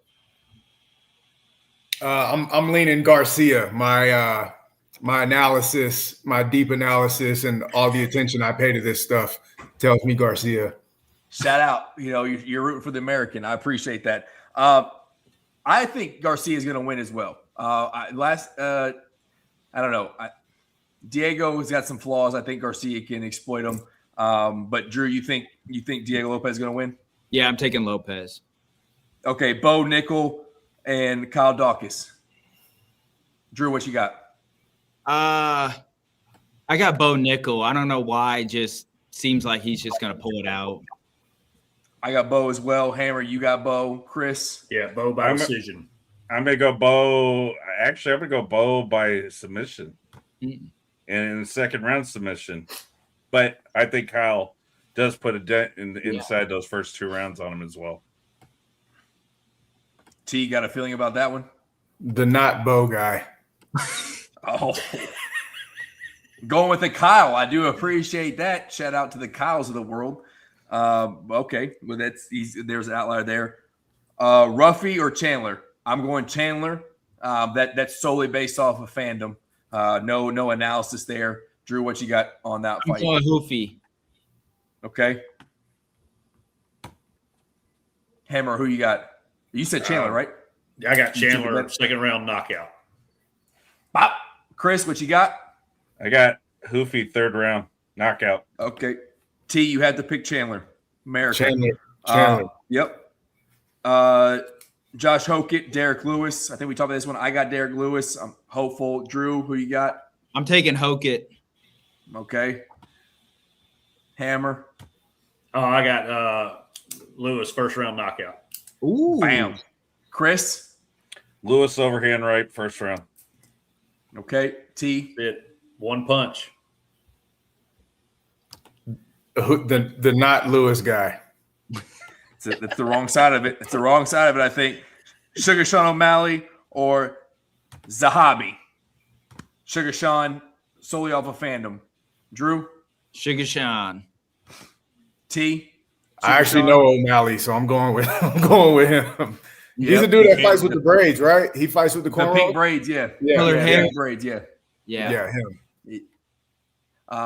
Chris? Sugar Sean. Great UFC fighter, horrible poker player, but that's a story for another time. Yeah, Sugar Sean O'Malley. Got to stick with the Irish guy. Hammer. O'Malley, first round knockout. Let's go. Ooh, I like that. Get us maybe get us in bed early. We talked about Alex Pereira, Cyril Gane. I think we all think Gane is overrated. Main event. Who do we got? I'm going Gaethje. I 100% agree with Drew. I think he's out there. He is in the White House lawn. However you feel about the fight being there, it's there, right? So I think the whole thing, Gaethje being full-blown USA 250 mode, goes out there and gets it done in DC. There's Amber, just a feeling of destiny for that. There's just a feeling of destiny. Yeah, I don't think he wins it like clearly. I think he's gonna have to drop this dude probably late, or it's gonna be one of those things where you go into the decision like, ooh, did he get it done? But again, you're in DC, judges on his side. Everything's going in his direction. Whether it's he's got the ability to drop him or get it done by decision. But him, what you think?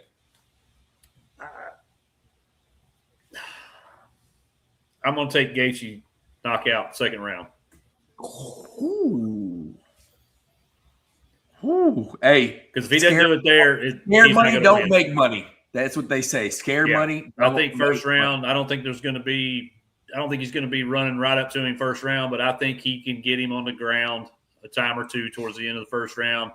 Maybe come out second round, go for it again, and then I think he can catch him because then he's going to be really mindful of that takedown, and then I think Gaethje can just land one on him. Naughty not. All right, and Chris. I rarely go against Ilya Tapora. But I mean, it's a smart decision. This is the one time. Not so fast, my friend. Exactly. I'm going to pull Lee Corso here.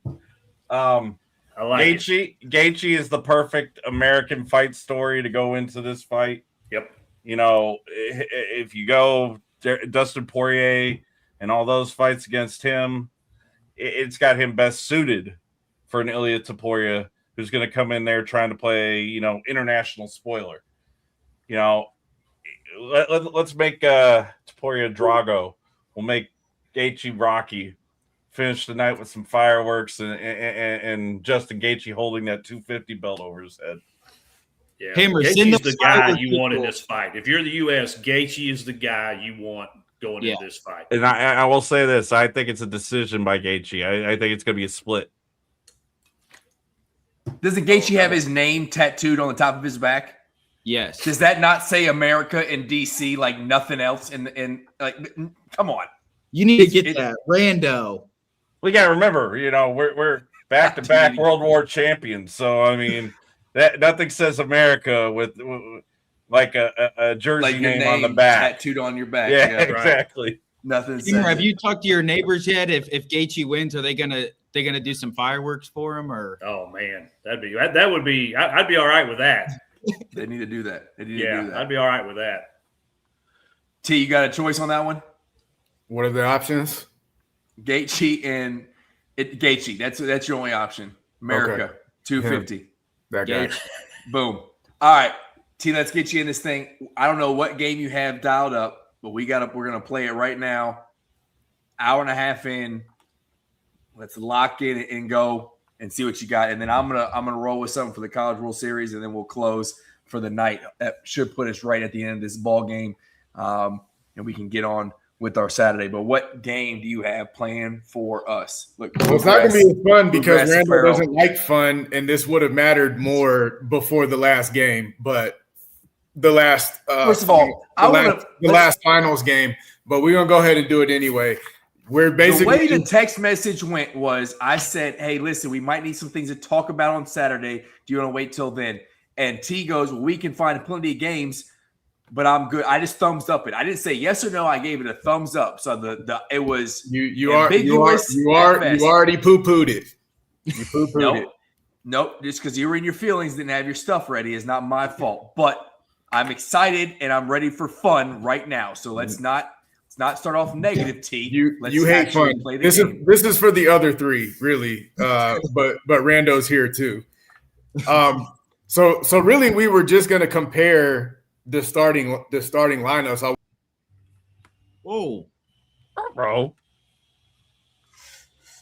I did not do that. I'm telling you, I did not do that. I promise.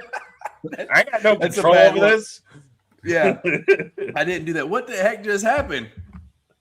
I wish I could blame Sharman, but he wasn't talking about toilet paper. Chris, last time he got dropped. T we do this last call segment sometimes, and he was talking about how he hates the 2-ply Charmin 1 roll equals 6, at bonus rolls, whatever.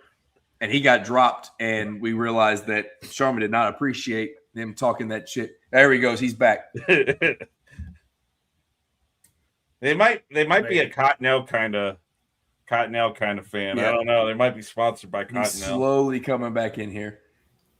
T, I did not do that. No, it's storming out here, so we're having some flickerings. All right, I just want y'all to compare the starting lineups, and then I was going to tally it all up, and based off of how we scored it, that was going to determine who we thought was going to win the series. But now we already know. But we'll go through it anyway. We don't know yet. It's still going. That's true.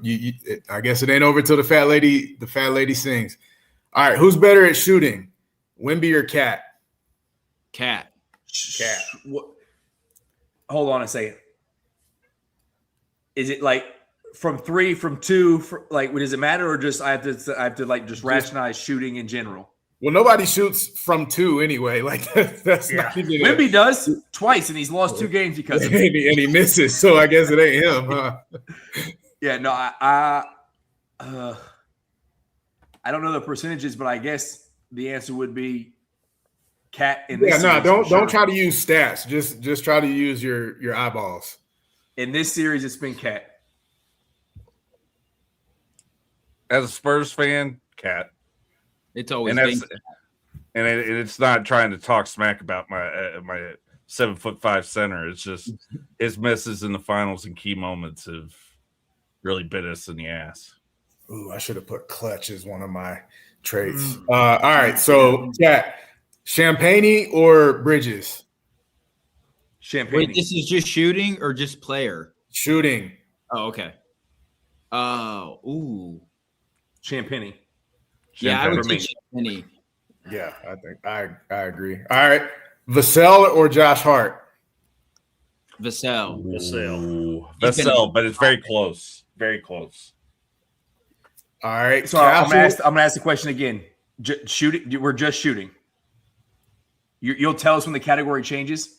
Sorry, yeah. I'm slow. Yeah. And I've been consuming. Yeah. Okay. I'll let you know. Okay. But we're going through the starting 5 matchups though. So still shooting Castle or Anunoby. Anunoby. He's shooting 56% from 3 right now. Yeah, I'll take OG. I'm going to go OG. I'm going to abstain because, I disagree with it's y'all. hard.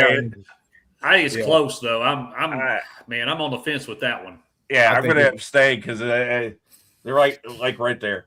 Well, Castle's improved so much as a shooter, too, though.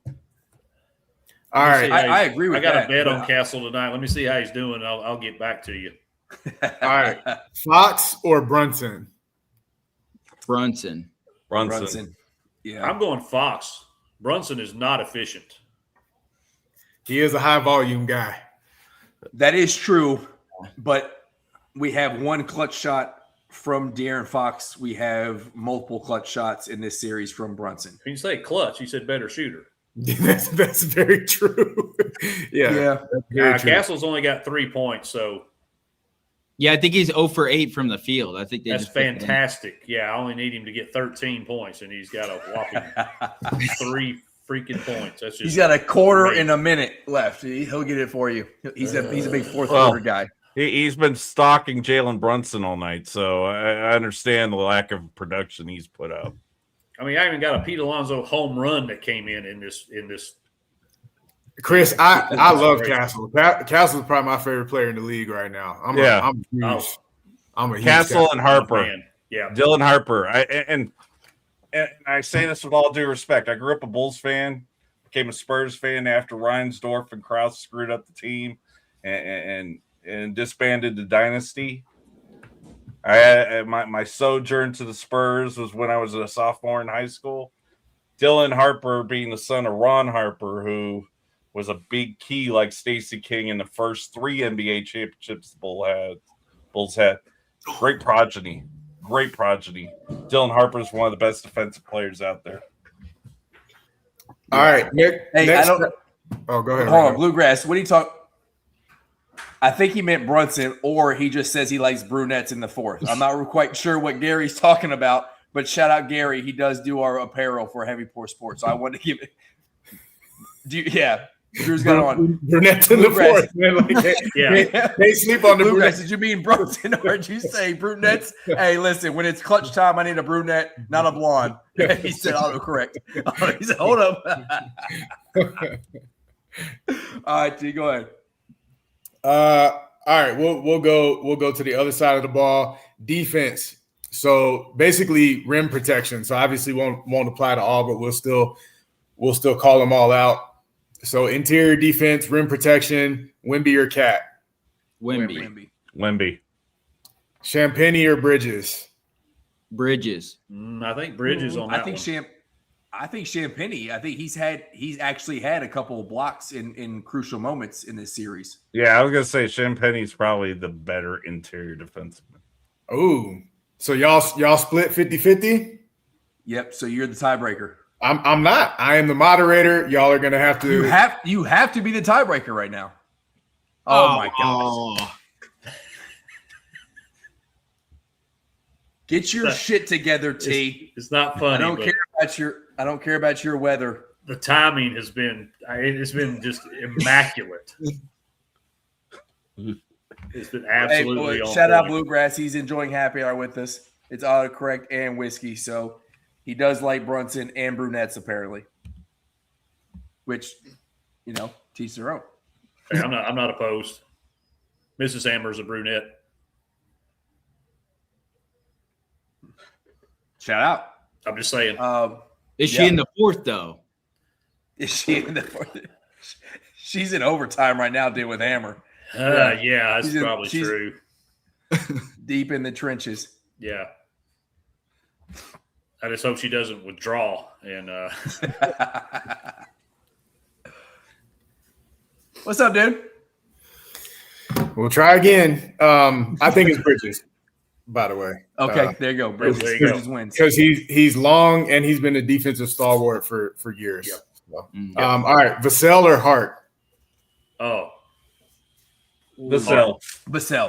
Yeah, Hart. I think Vassell. I'm going Hart.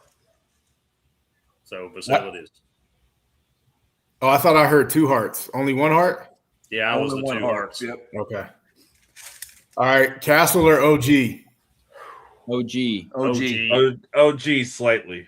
Yeah. Yeah, I don't. I mean, OG had the big block at the end, so everybody's thinking him. But Castle has bunnies. So yeah, he had a massive foul that wasn't called, but yeah. But he blocked the ball first, so then he fouled him. All right, Fox or Brunson? Which really the answer is neither. But yeah, it's Fox. I'll just say Fox. The athleticism and size. I don't know that Brunson plays defense like at all. Yeah. Fox 6'1" Brunson who could maybe fit a slice of bread underneath his overall vertical, ain't blocking nothing. Yeah. Can I ask this real quick? Can we Montgomery Brewster this and vote none of the above? Yeah, that is the correct answer. I mean, seriously, it should be NA. It doesn't apply. Yeah. All right, this optional. This one's probably my favorite category. IQ. Wemby or Cat? Wemby. I'm going to take Cat. I'm going to say Wemby. Whoo, 50-50. I think I lean Cat, but more so. I don't think Hammer said anything. Hammer, did you say anything yet? He said Wemby. No, I didn't. No, he didn't say anything yet. Yeah. It has nothing to do with T because I was already leaning. That was my immediate thought. Then I thought about it, and I'm going to stick with my gut. I think Cat has a higher basketball IQ. I'm taking. I think he's seen more with his college experience and playing with Gobert. I just think he's got a higher basketball IQ right now. Wait. That doesn't mean he won't. But you said playing with Gobert. That's Wemby. No, Gobert, Minnesota. In Minnesota. Oh, okay. My bad. I was thinking the France national. Yeah. Well, you good. Okay. All right. So we said Cat. Yep. All right. Champagne or Bridges? Bridges, but Champagne. It's those interior 3 that's got me. Yeah. Bridges. All right. I'll go with Bridges, but I mean, and he was taught by Jay Wright, so that helps a lot too. Yeah. He's a winner. He's been a winner. Vassell or Hart? Oh, Vassell. I'm a Josh Hart fan because of the kid has the hustle, and for his size to be so dominant on the boards, and I'm gonna go Hart. I'm gonna go Hart too because I think that's why he's on the court is because of his IQ and I think so too. It ain't because of his shooting. He gets hot, but I think he knows where to be and how to get there. I'm saying and Josh, I think that is 100% IQ. Because as a 6'5" 4-man, you got to be smart and you got to be unique to make it. And he is a 6'5" 4-man. So yeah, and he rebounds like he's 6'11". Yeah. And he's that dude's played. He's played more minutes than anybody in the league besides LeBron. So he's seen everything at this point. Josh Hart. The beauty of Josh Hart is he's an interior house mouse. Yeah, he can diagnose what he needs to do to get the rebound. Yeah, that's his game. I love his game, right man. Place at the right time and playing hard. Yeah. That's literally it. Being in the right place at the right time and playing hard, and it's a unique skill, and that's why he's been what he has been in the NBA. All right, Castle or OG? Man, IQ. Oh boy, I'm gonna go OG because of the time in the league and experience. I know that's the one thing that's hanging me up with Castle.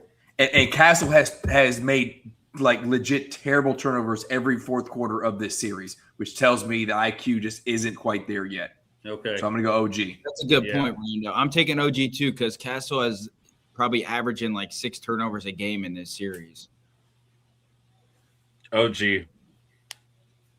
Yeah, I can't. That was probably what swayed me, honestly. What Rando said. I'm torn on that one because that's. Did you see that Wemby dunk? Oh wow! Oh boy, he is different, man. He is unfair. He is unfair. Yeah, he's a cheat code, man. That's Castle's a tough one because he does have really bad turnovers, but he's been forced into a significantly higher on-ball usage than OG. Yeah. So what would OG do if he was playing point guard? Would he have those turnovers? That's a fair point. Well, I don't know if he's been forced into it. They've just put him there, which I get it because Fox. He was 100% forced into it when Fox was hurt. Yeah, when Fox was hurt, but now, like, they don't really need to do it, and they're still kind of doing it. But I get it because Harper is a rookie, so Castle's in his second year, so you try to limit. And Harper's just a scorer. You put him out there and you just let him go. But yeah, no, to your point, though, when Fox was hurt, he was forced into it. Yeah, but I think at this point in the season, I know he's a rookie, but at this point in the season, I think Harper's got enough under his belt that I don't think you take the training wheels off him and put the baby spoon up like that. And at this point, with how bad Castle's been with the turnovers, like, it ain't gonna get much worse. Yeah, because I mean, T and I talked about it. If Harper will get the minutes that he deserves, the Spurs would be up in this series. They should be up anyways, 3-1. I said that earlier. But if Harper had gotten the minutes that he, not 17, 19 minutes, if he'd gotten a full 30-plus minutes, I think this series is flipped. Yeah. That kid is that good. Agreed. And the shot that Wemby took from the elbow at 18 feet should have gone to Dylan Harper to let him get to the bucket. Or De'Aaron Fox should have just carried the ball to the hoop because he was wide open. But great shot by Vassell. But what is crazy about the NBA is Landry Shamet is out here just hooping. Like, this dude cannot miss a shot. Yeah. When he's hot, he was one of my key guys. Like, if he gets hot, Nick's going to be a problem. Yeah, it's just like this dude is just ridiculous, man. And that's the biggest difference, I think, in this Knicks team. Just going on a caveat from T's game is Mike Brown can legit put 7-8 dudes on the court that he trusts right now, and the Spurs don't have that luxury. They just don't. More. He could. Yeah, I think the Knicks go deeper. Yeah, 10. Probably 10 dudes. Yeah. Here's the 6 degrees of separation for you, though, as far as between the Spurs and the Knicks. Who is the primary factor in both Mitch Johnson and Mike Brown?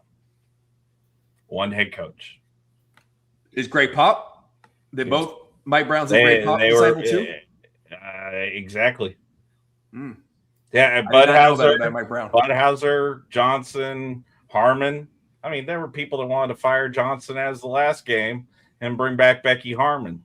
Not a bad choice, but, don't get all over performative. But, yeah, Mike Brown is a Greg Popovich disciple. He's gotten better since that 07 Cavaliers series.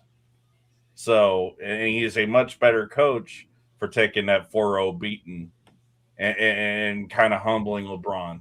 But, I mean, that's not to sit there and smack talk LeBron either. It's just. Oh, we welcome that. No, we do not. Fully acceptable on this show. No, it's not. Fully acceptable on the show. It's not. Chris, that's the one thing that T and I disagree on. So, yep. We just agree to disagree. Like, I always think Jordan's better than LeBron, but that's just me. Well, that's we fact. all do. That's fact. Yeah. We all. What we disagree on is the fact that Kobe is 2, which is the real answer, and T just cannot get himself to understand. So, Kobe's not your 2, is he? You could put my name in there too with on T side. Hammer, is Kobe your 2? I'm trying to remember. Did I write it down? I try to write this stuff down because I'm old. Look at this. I don't agree with this dude on anything. Oh, damn near nothing. And me and him are linked simpatico on this thing right here. Look at that. Shout out, Joshy boy. Shoot. I don't think I wrote it Hammer, down. you didn't have to write down. You should know who your number 2 is. Why do you have to go through your notes? Well, I want to make sure I speak myself correctly when I say it. Because for me, Bill Russell's in that conversation. And Kareem's in that conversation. Even Magic's in that conversation. Even Karl Malone. And a lot of people forget about Karl Malone. He was prolific scorer on top of one hell of a rebounder along with Rodman. So, I mean, I would say it's Jordan, Kobe, and LeBron are 1A or 2A and B. If that satisfies some people, it does. Interchangeable. It works for me. It works. I'll for give me. you that. And then Bill Russell's 3. Yeah, how are you gonna talk shit about a man who's an 11-time NBA champion? I mean, and you're talking about the Wilt Chamberlain era where 100 points were scored back when Bill Russell was playing. Allegedly, yes. Yeah, I'm just kidding. I believe it. Yeah, well, but I will take Bill Russell legitimately has 11 NBA rings. So. I mean, Bam Adebayo and Kobe Bryant and David Robinson add to the argument there that it happened. But yeah. Yeah, I think I did. I think I had Russell. I think it was Jordan, Russell, Kobe, Kareem, Magic. I think that was my order. Then LeBron. I don't know if I would keep Magic in there. I don't know if I keep that Magic in there. I mean, the man played all 5 positions. Understandable, but and not just played them efficiently. Yeah, Magic's number 4 for me. This is a tangent for another show. Okay, my personal opinion is that the comparison for Kobe and LeBron is tighter than MJ and LeBron. I think LeBron and Magic should be compared more closely together because of what they do. Ball dominant, tall guys who can play point forward type.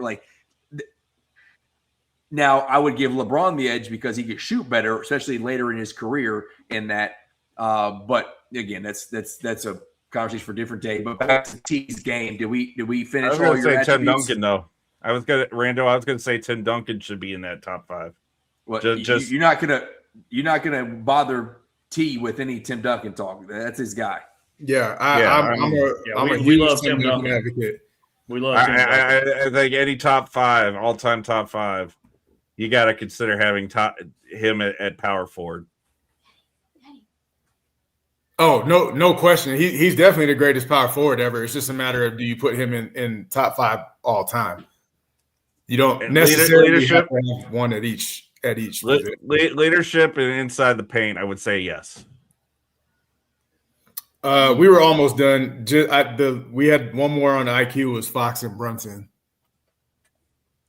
And now that we had the end of that last game, ain't no way we could pick Fox for IQ. Yeah, that's true.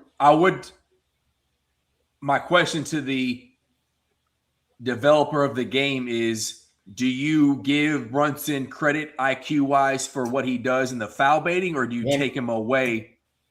I give him credit for it because he's using it to his advantage. Well, not only that, remember when Mike Brown was coaching the Kings? Maybe not remember, but Mike Brown was coaching De'Aaron Fox with the Kings, and I forgot what team they were playing, but they were up by 3, and whoever they were on defense, and Fox's guy was in the corner, and the on-ball guy got beat a little bit, so Fox went to go help. They kicked out to Fox's guy, and he hit the 3. And Mike Brown just was going off in the post-game interview. He was like, why would we were up by 3. Who cares if he shoots a layup? So, that is not a high IQ play by Fox. And that was probably just habitual, just out of habit. You kind of hedge and go help, but at an in-game situation, you got to know better. So Fox has had a couple instances, in my opinion, of and obviously he knows basketball, but we're talking higher level, and I think Brunson. I'm going to say this about Fox this year, watching both regular season and the playoffs. I'm not going to say he's not high IQ in most areas when he's on the court, but he has made some serious bonehead plays, and hit him since he signed that Supermax with San Antonio has been a little underwhelming. Now, mind you, he's had an injury throughout the playoffs, and that feeds into the playoff performance. I'd say Brunson, just because Brunson, when he takes a foul, he's physical about it. He's not just flopping all over the floor trying to sell the thing. He's actually going to take a foul. Yeah, no, I go Brunson as well. Drew, what you think? Brunson, by a lot, in my opinion. I think it's Brunson. Yeah, so that was a sweep for the Knicks on the IQ side. Every matchup we gave the Knicks, and I mean, to the point that everybody's been talking, the Spurs are young, and then Fox. So there's that. Well, so tallied up, that's 5-10 Spurs to Knicks. So per the tally, that would lean Knicks side. Knicks in 6. Knicks in 6. That's what it.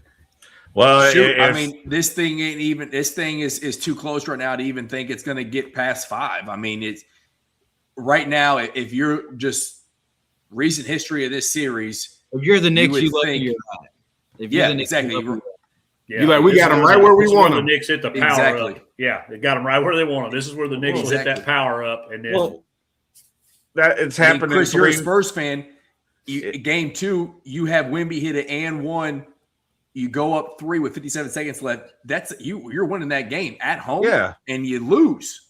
So but you can't be confident right now. Here's the key in what you just said. They're young, so they're going to make mistakes. They're a year ahead of what a lot of people project them to beat. And here's the thing: 2 and 4 showed that defensive inexperience factors into the offensive play. Is they're having to make up for mistakes by having to overwork themselves to get the shot off, which in turn is allowing all this perimeter shooting you're seeing tonight. Is Spurs aren't in the fourth quarter right now. I've watched the Knicks rain threes down like it was Armageddon. Now, mind you, they're still 5 points behind, but it's quite silly to sit here and sleep on the Knicks when fourth quarter defense has been actually absolutely horrible these 3 of the 5 games in the finals. Yeah, and one of the things that we kind of talked about too, and T and I talked about this all through college basketball season, the Spurs have played a lot of games in the postseason, and the Knicks have not. They've had plenty of rest. They had back-to-back sweeps. They're still as fresh as you can be at this point in the season. They went in, Postseason could not have gone any smoother for the Knicks, and the Spurs had to fight everybody to get here. Of 23 games, the Spurs had to win 17 of them to get to the finals. Exactly. So they played a lot of basketball, and they played a lot of tough basketball. So I think that's showing in these fourth quarters. That's been one of the reasons that the Knicks have been able to withstand the storm and claw back into it. So, but don't remember, they're elite athletes, so they don't get tired. That's right. I was just about to tell you, but minutes don't matter, do they, T? It's that Gatorade water. Yeah, that does not matter. I was thinking about that the other day when we got off the show and they collapsed. And, we just talked about how I think it was Kendrick Perkins who talked about this. Mike Brown has way more trust in his team as a whole than Mitch does right now and his team as a whole, because T, you mentioned it. They got some big dudes. Drew mentioned how small the Spurs were, and then T, you're like, they got some big guys on the bench. They're just not playing. Like, they have dudes who can play that 4 spot, just aren't touching the floor. So, the fourth quarter collapses and the late game mistakes from your all-stars and, your key players, your legacy, generational, all-worldly talent like Wemby making these boneheaded plays. When you got Stephon Castle looking for the ball for like a second and a half and then turns up court, that's when Wemby throws it. That is late game execution that you're missing because of fatigue. It did maybe think about that, because both of our fan bases had to deal with that conversation when we talk about Jacoby and his late game Mistakes throughout conference play got cleaned up in the tournament, clearly. And then for us, with the way Mark Pope does his substitution patterns and refuses to let guys just kind of go on a run and play the hot hand, he's going to substitute, and he's thinking about the whole game and longevity of 40 minutes and not just kind of in the moment. Doesn't kind of coach with feel is my perspective of it. Yeah, the trust thing is big, and it goes back to all of us wanting to have seen Dylan Harper get that ball on that one where Wemby got the 18-foot shot, but Mitch is just like, I got Wemby, I'm going to Wemby. Like, go with what your eyes are telling you, and Dylan Harper has been the one carrying y'all. Go like. Well, it's like at the end of what was that, game 2 or game 3, the ball screen that we talk about with De'Aaron Fox. It seemed like that pick and roll was a design play, and it wasn't an actual read. Fox had the step on the left side. Yeah, that was game 2. He was 2 dribbles away from the layup, and he just stopped and turned around and looked at Wemby and threw it. And it was like, I mean, that's when it seemed like a designed pick, and it wasn't really a roll. It was give it to Wemby so Wemby can't shoot it, period. Which I think goes to our debate and our clear distinction between Brunson and Fox on IQ, which a dude with high IQ would have read it and went. Yeah, it would just been like, listen, I'm not, whatever coach said, like, I got a clear step here.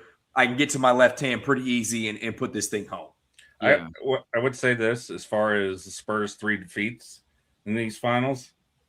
Look at the fourth quarter points in the paint. Mm-hmm. The Spurs were boxed out most of those 3 games in the fourth quarter out of the paint. Ooh. Unless you were Wemby. Yeah. So, well, that's a problem that they have is, and you saw it last game. They were struggling to score. You know, I mentioned it on the show. They scored more in the first and second quarter than they did in the whole second half combined. And the problem is when the Spurs offense gets stagnant outside of Wemby, and he doesn't really do it a whole lot either. They have a hard time of finding like just easy baskets. Yeah. Like just easy baskets. They have nobody to really throw it in the post and like go to work. T's talked about it a ton of time. Go develop 2 elite post moves, whatever they are, a jump hook, a, you know, up and under, whatever it is that you can get an easy basket and find your spot down low. Is it on the block? Could you imagine if Wemby had the Dirk one-legged fadeaway? He would literally be the most unstoppable player in the league. You can't even contest it because he's too big and you can't jump that far. You're going to get a foul for being in the landing zone. Like it's right now Mike Brown is this 4-1 defense he's running. Yeah. With 4 smaller players, 1 larger player. They're all great at the perimeter. Mm-hmm. And the Spurs aren't forcing those guys to have to go score in the paint. That's where the Spurs defense is also kicking them in the butt. Yeah. Is they're not forcing the Knicks to have to go score in the paint.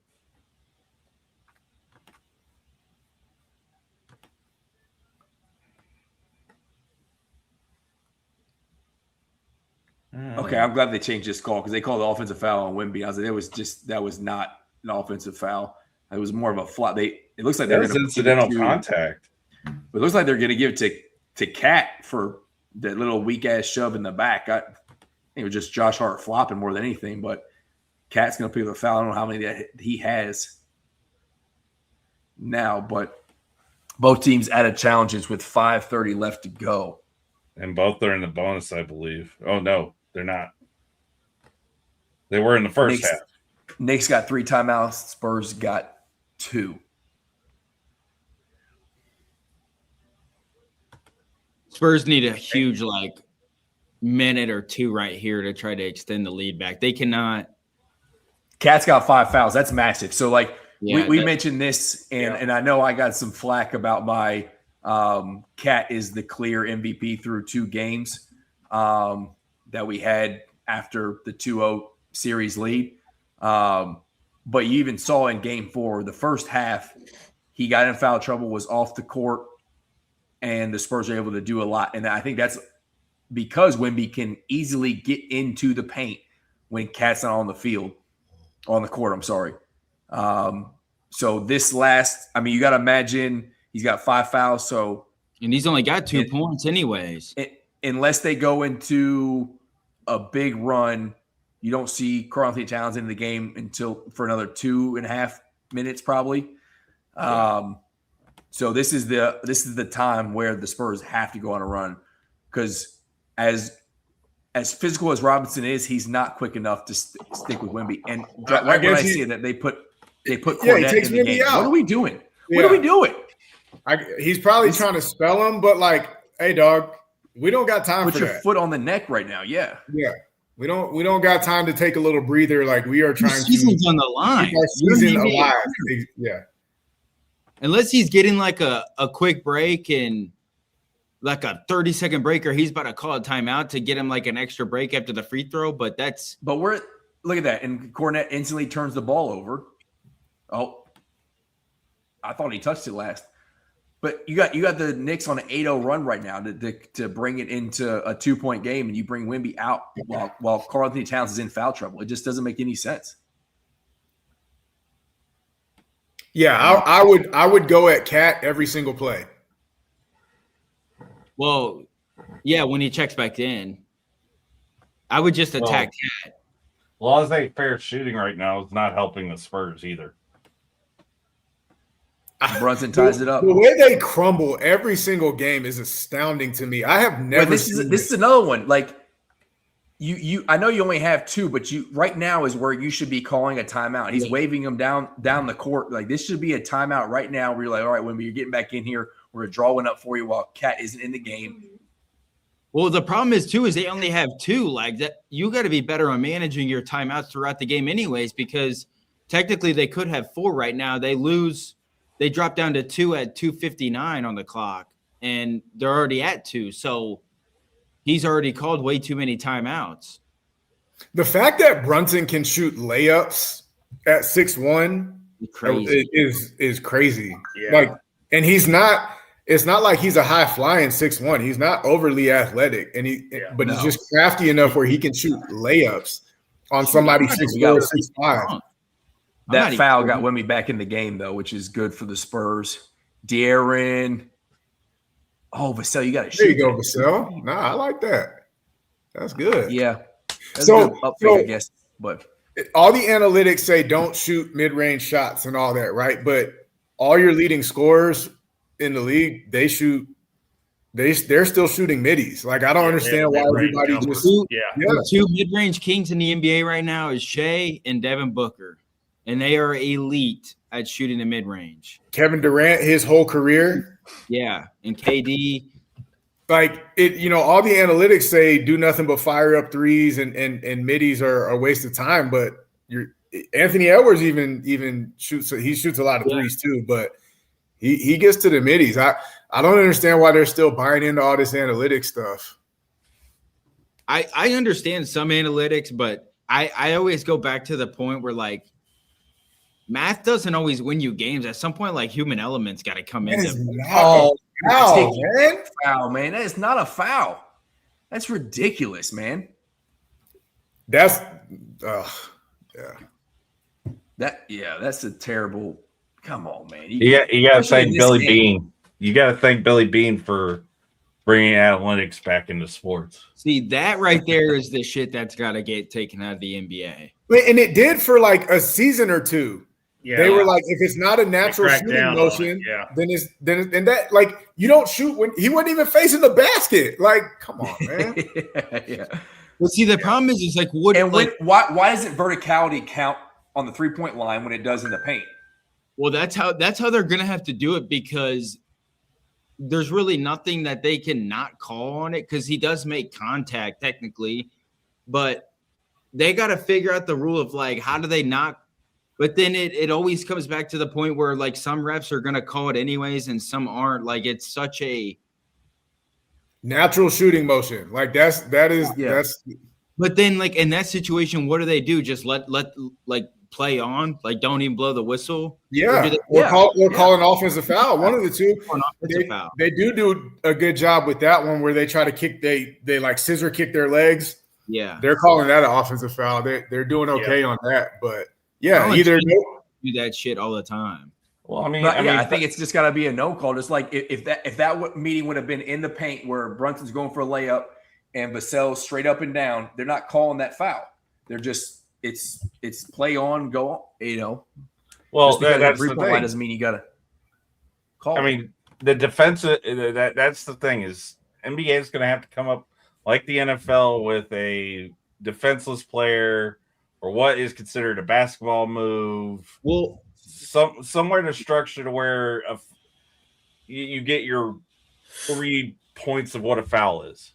The number one issue with that specific play that we're talking about is there's the injury factor into it where you're in the guy's landing zone.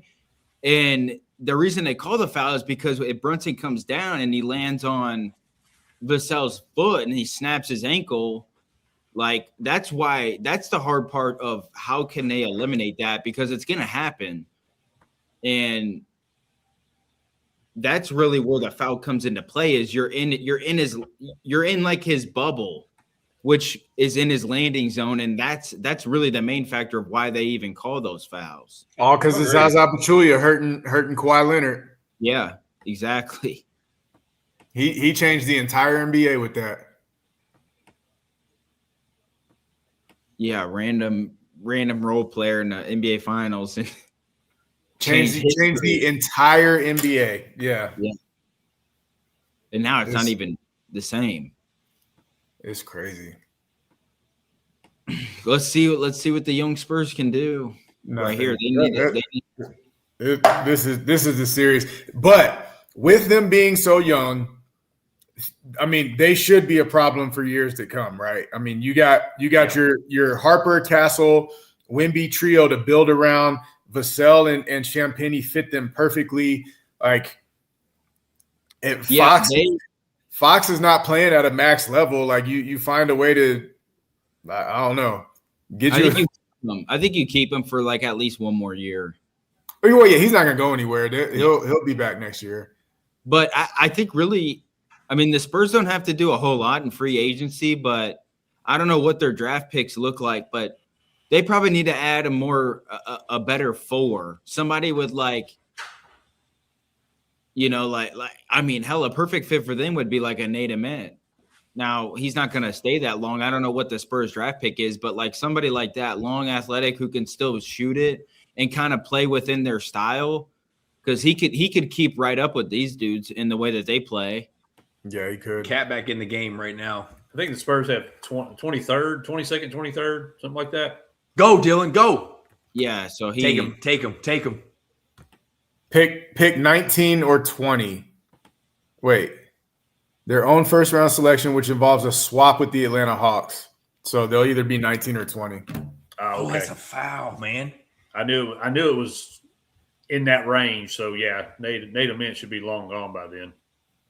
I mean, I don't know if he would get picked that early, and it's kind of a little bit of a homer in me, but Jaden Quaidens might not be a bad pick for them either. And I think I've actually seen his name slotted there. Oh, really? In some draft projections, yes. Yeah, when you started talking, I'm like, JQ's it. Yeah.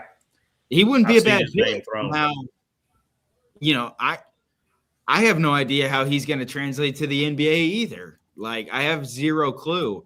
I hope he does well.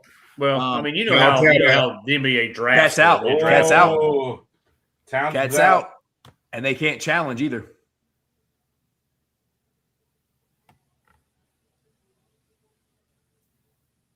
Wemby's got to hit both of these. He cannot do another game 4 thing, man. Clearly fouled him. If you're going to call that junk on for Brunson, that's a foul. Yeah. Oh, 100%. Yeah. Yeah. That was a hell of a sell by Wemby on that last part of the foul. Yeah. I agree, but it's like if you Brunson's the king at selling fouls. I think he's worse than Shea. Come on, Wemby, drop these things. Give us an extra game, please. Yeah, so me and Drew can be right. Exactly. And if New York's gonna win it, I would kind of hope that they just win it. Oh my God. Oh my goodness gracious, Wemby. You brought it up in the last show. Like this he's going to have to go. He's going to have to get his back because in games where they've needed him the most, he cannot finish. Not down the stretch. Yeah. And if you're going to be all worldly, best player to be considered, Mount Rushmore type, like this is the stuff you got to do. 100%. Doesn't get buckets in the late minutes, can't make free throws. And he's an excellent free throw shooter too. I mean, he's like 87%. Yeah. So those misses are just that you were talking about earlier. Yeah. Cat's not on the court. You have to double. He doesn't have it. Stop switching. Just double. Go get him, Castle. Good defense. It is good defense, but that was great defense. Great defense. Okay. That's one thing. I mean, the Spurs and probably Oklahoma City, like their perimeter defense. Yeah. Well, the Thunder's going to drop a little bit because Lou Dort's a free agent, I believe, and I'm pretty sure Cason Wallace is a free agent as well. Cason Wallace is gone. I think Dort stays, but Wallace is gone. I don't know. Dort's going to want a lot of money, and they got a talented enough roster where you don't got to pay him. And if I'm not wrong, Dylan Harper, golly, get him the ball, man. I believe Hartenstein is a free agent as well because he has a team option, and I'm guessing they'll probably decline it to see if they can. What are you doing, Wimby? Don't contest. Call a timeout, Mitch. You have 2 timeouts, Mitch. Call one, dude. Why? He ain't gonna call a good play out of the timeout.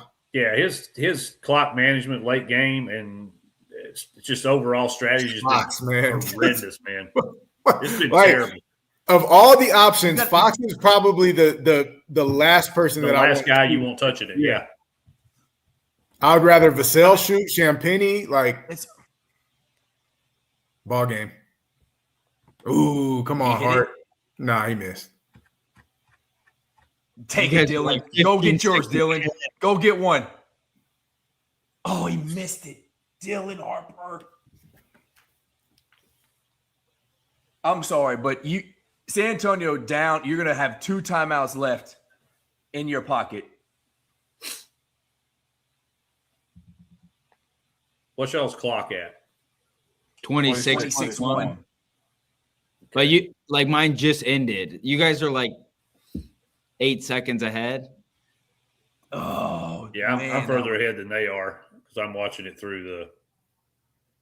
Hart shooting his free throw right now for me. I'm watching it through a sportsbook app. I'll leave it at that. Same. What is Hart's? Is that that's a 60 or 80%? Must have said 80 because he just chunked that one pretty easy. Man, I cannot believe this junk. So we flying out to New York or go document the streets? Yeah, right. You're not going to want to be out there, man. Man, nowhere. You may not make it back. Close. I just never in my life, and they get the offensive rebound. Oh my god, and they get the rebound. Every single game they've had a double-digit lead. Yep. And then you foul Anunoby. They should have won the series tonight 4-1. If you really look at it, it's crazy. Yeah. Yeah. And Chris, I'm sorry you're having to experience this pain live on stream, but they've got to figure out how to close games out. I'm not going to excuse their mistakes. And part of it is youth. I think part of it's coaching, which is also probably youth. You know what I mean? There's a lot of inexperience, especially in this situation, that they can improve on and get better. But it's kind of head scratching, to be honest. Oh, agreed. I'm praying for an and one with a 3-pointer, but a Larry Johnson. Yeah. So tell me, it's good. You put Luke. This is coaching. You put Luke Cornett in the game, but you put Wemby on the Robinson side, so he just gets manhandled. If you're going to put him in the game, you put 2 thick dudes on the big guy, and then you let Wemby go get the ball. They should have put 2 7-footers and pinched hard, so he can't even hopefully get there.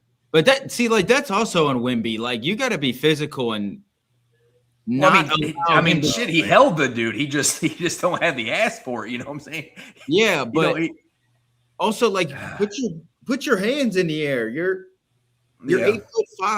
Like, yeah, you're like 9 feet tall when you raise your arms up. So I mean, legit 10 if you go by middle finger. Oh, I know, right? Like, you know, so like that's on Wemby. Like trying to shoot over a building. Man, they're gonna replace the Empire State Building with Wemby. Yeah. Well, after tonight, they may have to. Yeah. They may tear that joker down. Oh yeah. I mean, 53 years. If the Knicks hold this out 53 years, we can tell the Indians they finally are do a World Series. I think they call it Guardians now, right? Guardians, Indians. Yeah. But yeah, Guardians, I think, are the team with the longest drought. I might be wrong. It may still be the Maple Leafs, but I'd like to think it's the Guardians. I mean, the Spurs' largest lead tonight was 16. What 29 last week. And 29 last game. I don't know what it was. The games before that. Nice follow-up. That was a good follow, Stephon. Man, the Spurs just made me so mad. They made me so mad with this. Like, I don't understand. I just don't get it.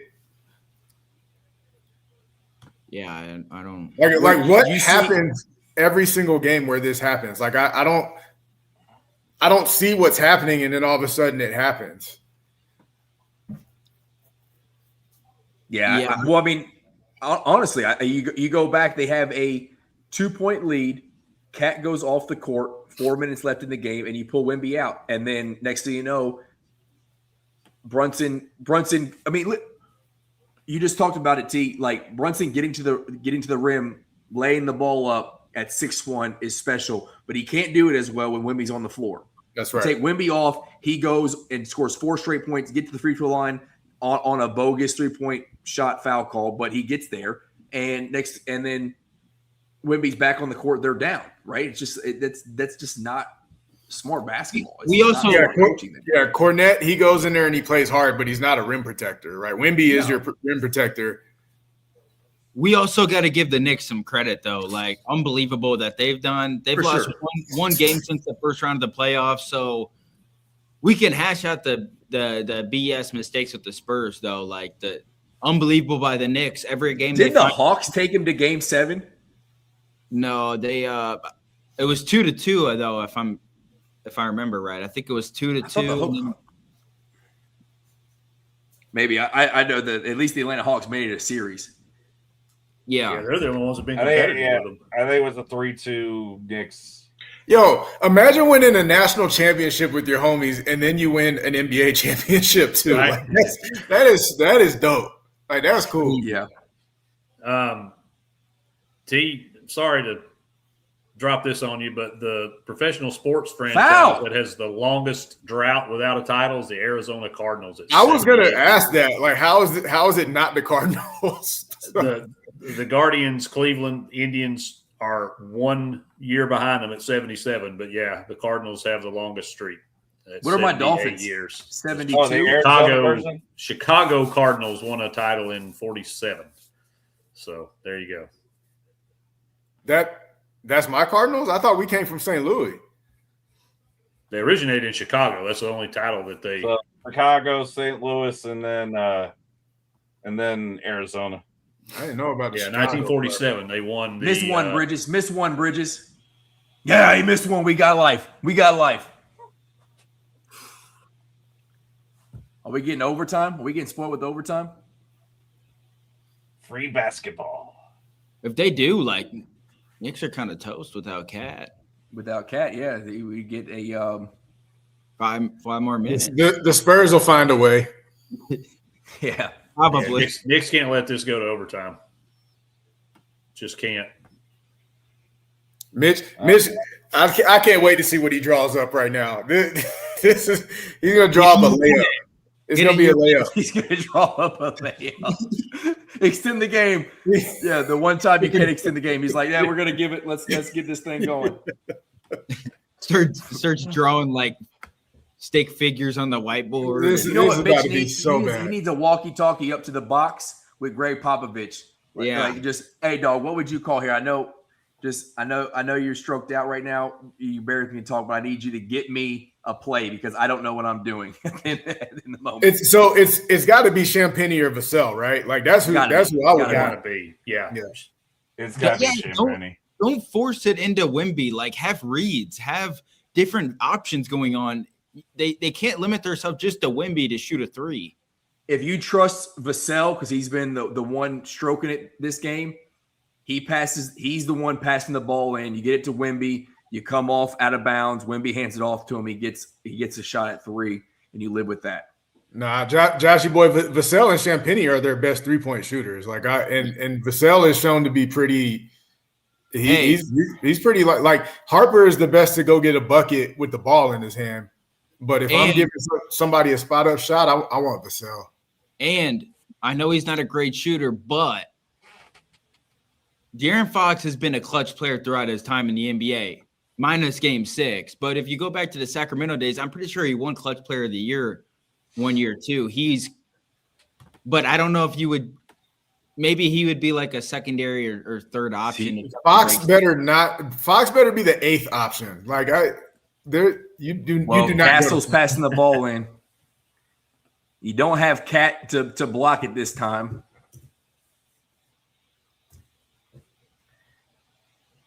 Where's Vassell? I'm gonna figure out real time from you guys. My goodness, man. They can't even get the ball in bounds, man. Like they were looking for Wemby. He wasn't even shooting the three. Vassell stopped before the 3-point line asking for the ball, and then Wemby cut.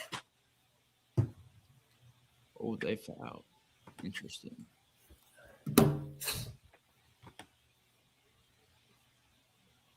In all honesty, I get one in and then chuck it off the backboard and see if you get the rebound. Yeah, give Wemby a chance to get an offensive rebound. Yeah. My goodness. You missed it. Doesn't matter. I mean, you can still get an offensive rebound, shoot a three. But but Wemby'd have to draw a foul just going in for the rebound. Oh my goodness, man. They had the shot. This is crazy.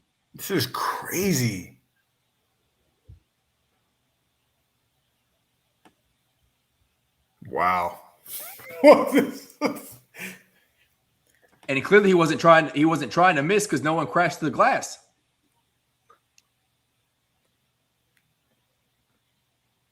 What in the world was that?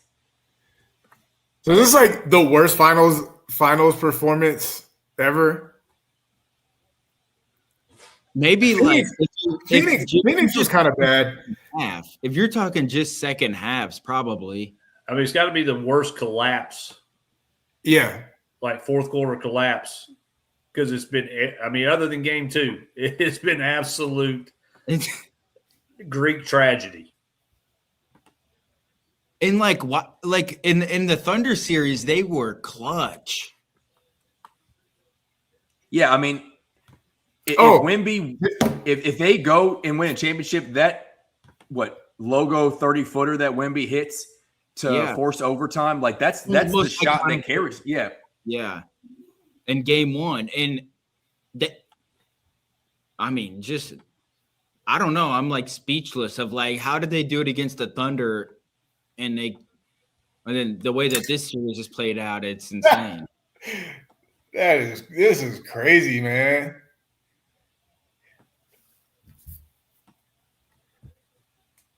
All right. Let's Brando. Yeah, man. Well, that is unfortunate because this could have been like one of the greatest series ever. But yeah, good for Brunson for sure.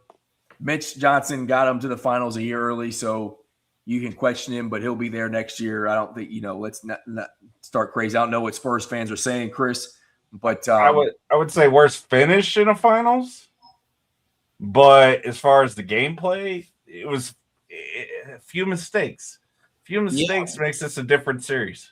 We got five good basketball games too. We did. Yeah, we got good basketball games. It's just this should definitely at minimum be a 7-game series right now. Like I would say the 2013 finals against the Heat, when everybody just decided to run away and discount Ray Allen and Paul Pierce, and then all of a sudden that happened. My Orlando Magic have 2 of the worst final outings in all of NBA Finals history. So, the Rockets, and the Lakers, the Lakers, They were happy to be there. Hey, listen, Tito was a guy. Saying, Tito Turkoglu was Jameer Nelson was a guy, man. Oh, I know, man. But you know who I'm happy for right now? It's not the current Knicks players. Look at Allen Houston. Hey. It's your Patrick Ewings. It's your Willis Reeds. It's your Phil Jackson, wherever Phil Jackson is sitting right now, probably in his monastery in Montana. It was Willis Reed and Phil Jackson. We were the last set of Knicks NBA champions, and I believe they're the last living Knicks NBA champions too. Didn't Bill Bradley win? I believe Bill Bradley won, but I don't even think he's alive anymore. I thought he is. He was just at a game like two games ago. Okay, well then Bill Bradley as well. But those are the only 3 I can think of from the 72-73 era Knicks that I think are still alive. I might be wrong. I just know Phil Jackson doesn't show his face anymore. Yeah, well, we did get good basketball games. I wish we would have had more. This could have been a great 7-game series, but the Spurs youth definitely showed out both on the court and on the sideline with the coach. But if you're a Spurs fan, you got there a year early, and you hope this gives them the hunger and the drive to come back next year ready to go. Maybe make an off-season move or two to get you that dude who helped you get past because the OKC ain't going anywhere. Celtics will be back. For the Knicks, the Celtics are going to be back. The East is going to hopefully get a little bit stronger. The West is strong. You're going to have a bunch of teams that you have to compete against at the top, those top 4 or 5 seeds. But we normally do a last call. We all go do a panel and we give the thing that are like pet peeve. But tonight we're going to give the floor to Chris. Brother, you take it over. Kind of tell us the thing that you posted earlier. Hammer gave us some insight. But yeah, take the floor. Let us know what you're trying to raise awareness for, and then we will end the show. So it's gonna be a little bit of a long speech, and it's gonna be short as well. My nephew, all 32. My brother found him dead. Tried to give him CPR on Sunday. But very unexpected losing him at this age, which speaks to your health. Vascular health is important.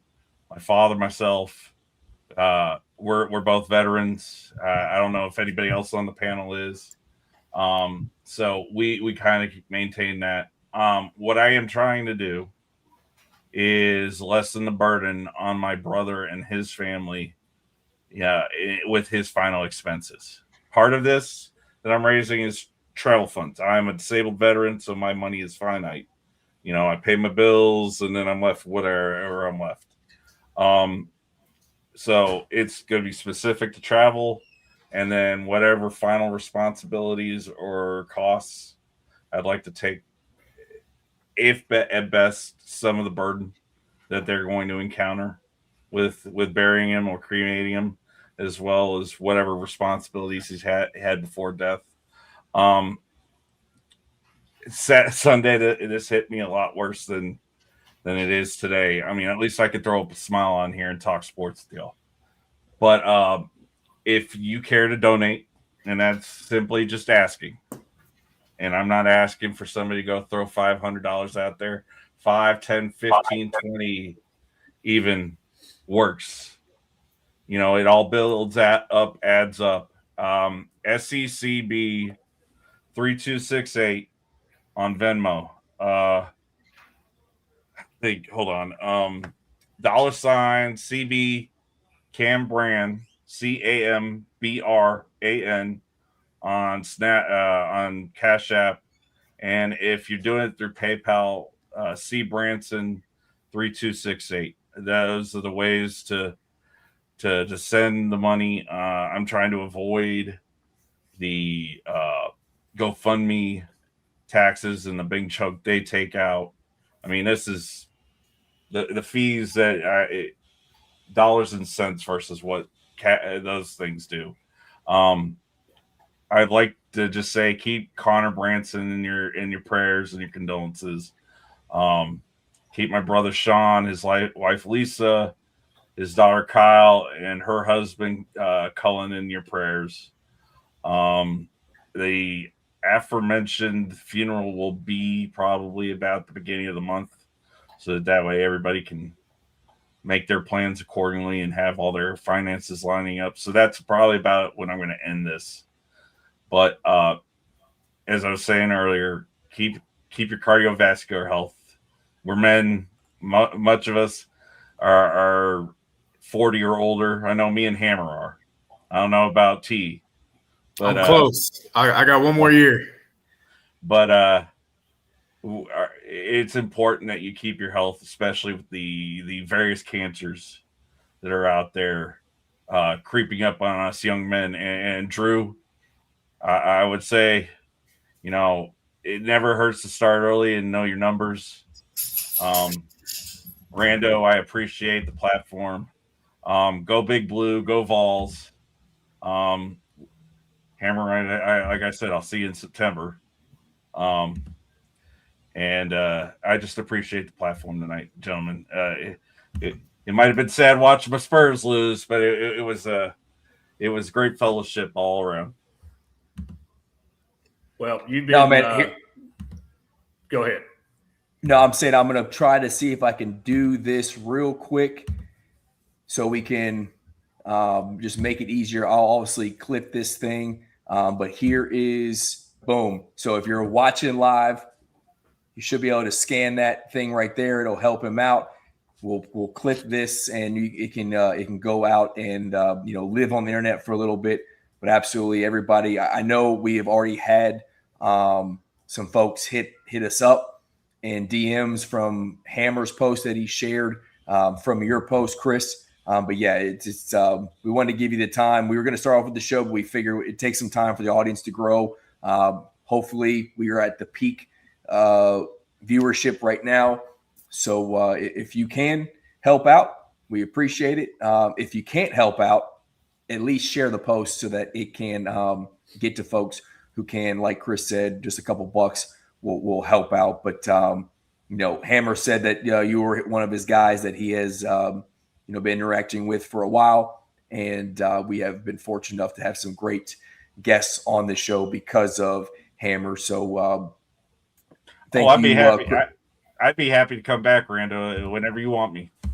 Yeah, brother, you are more than welcome. And so that there is we share the QR code there.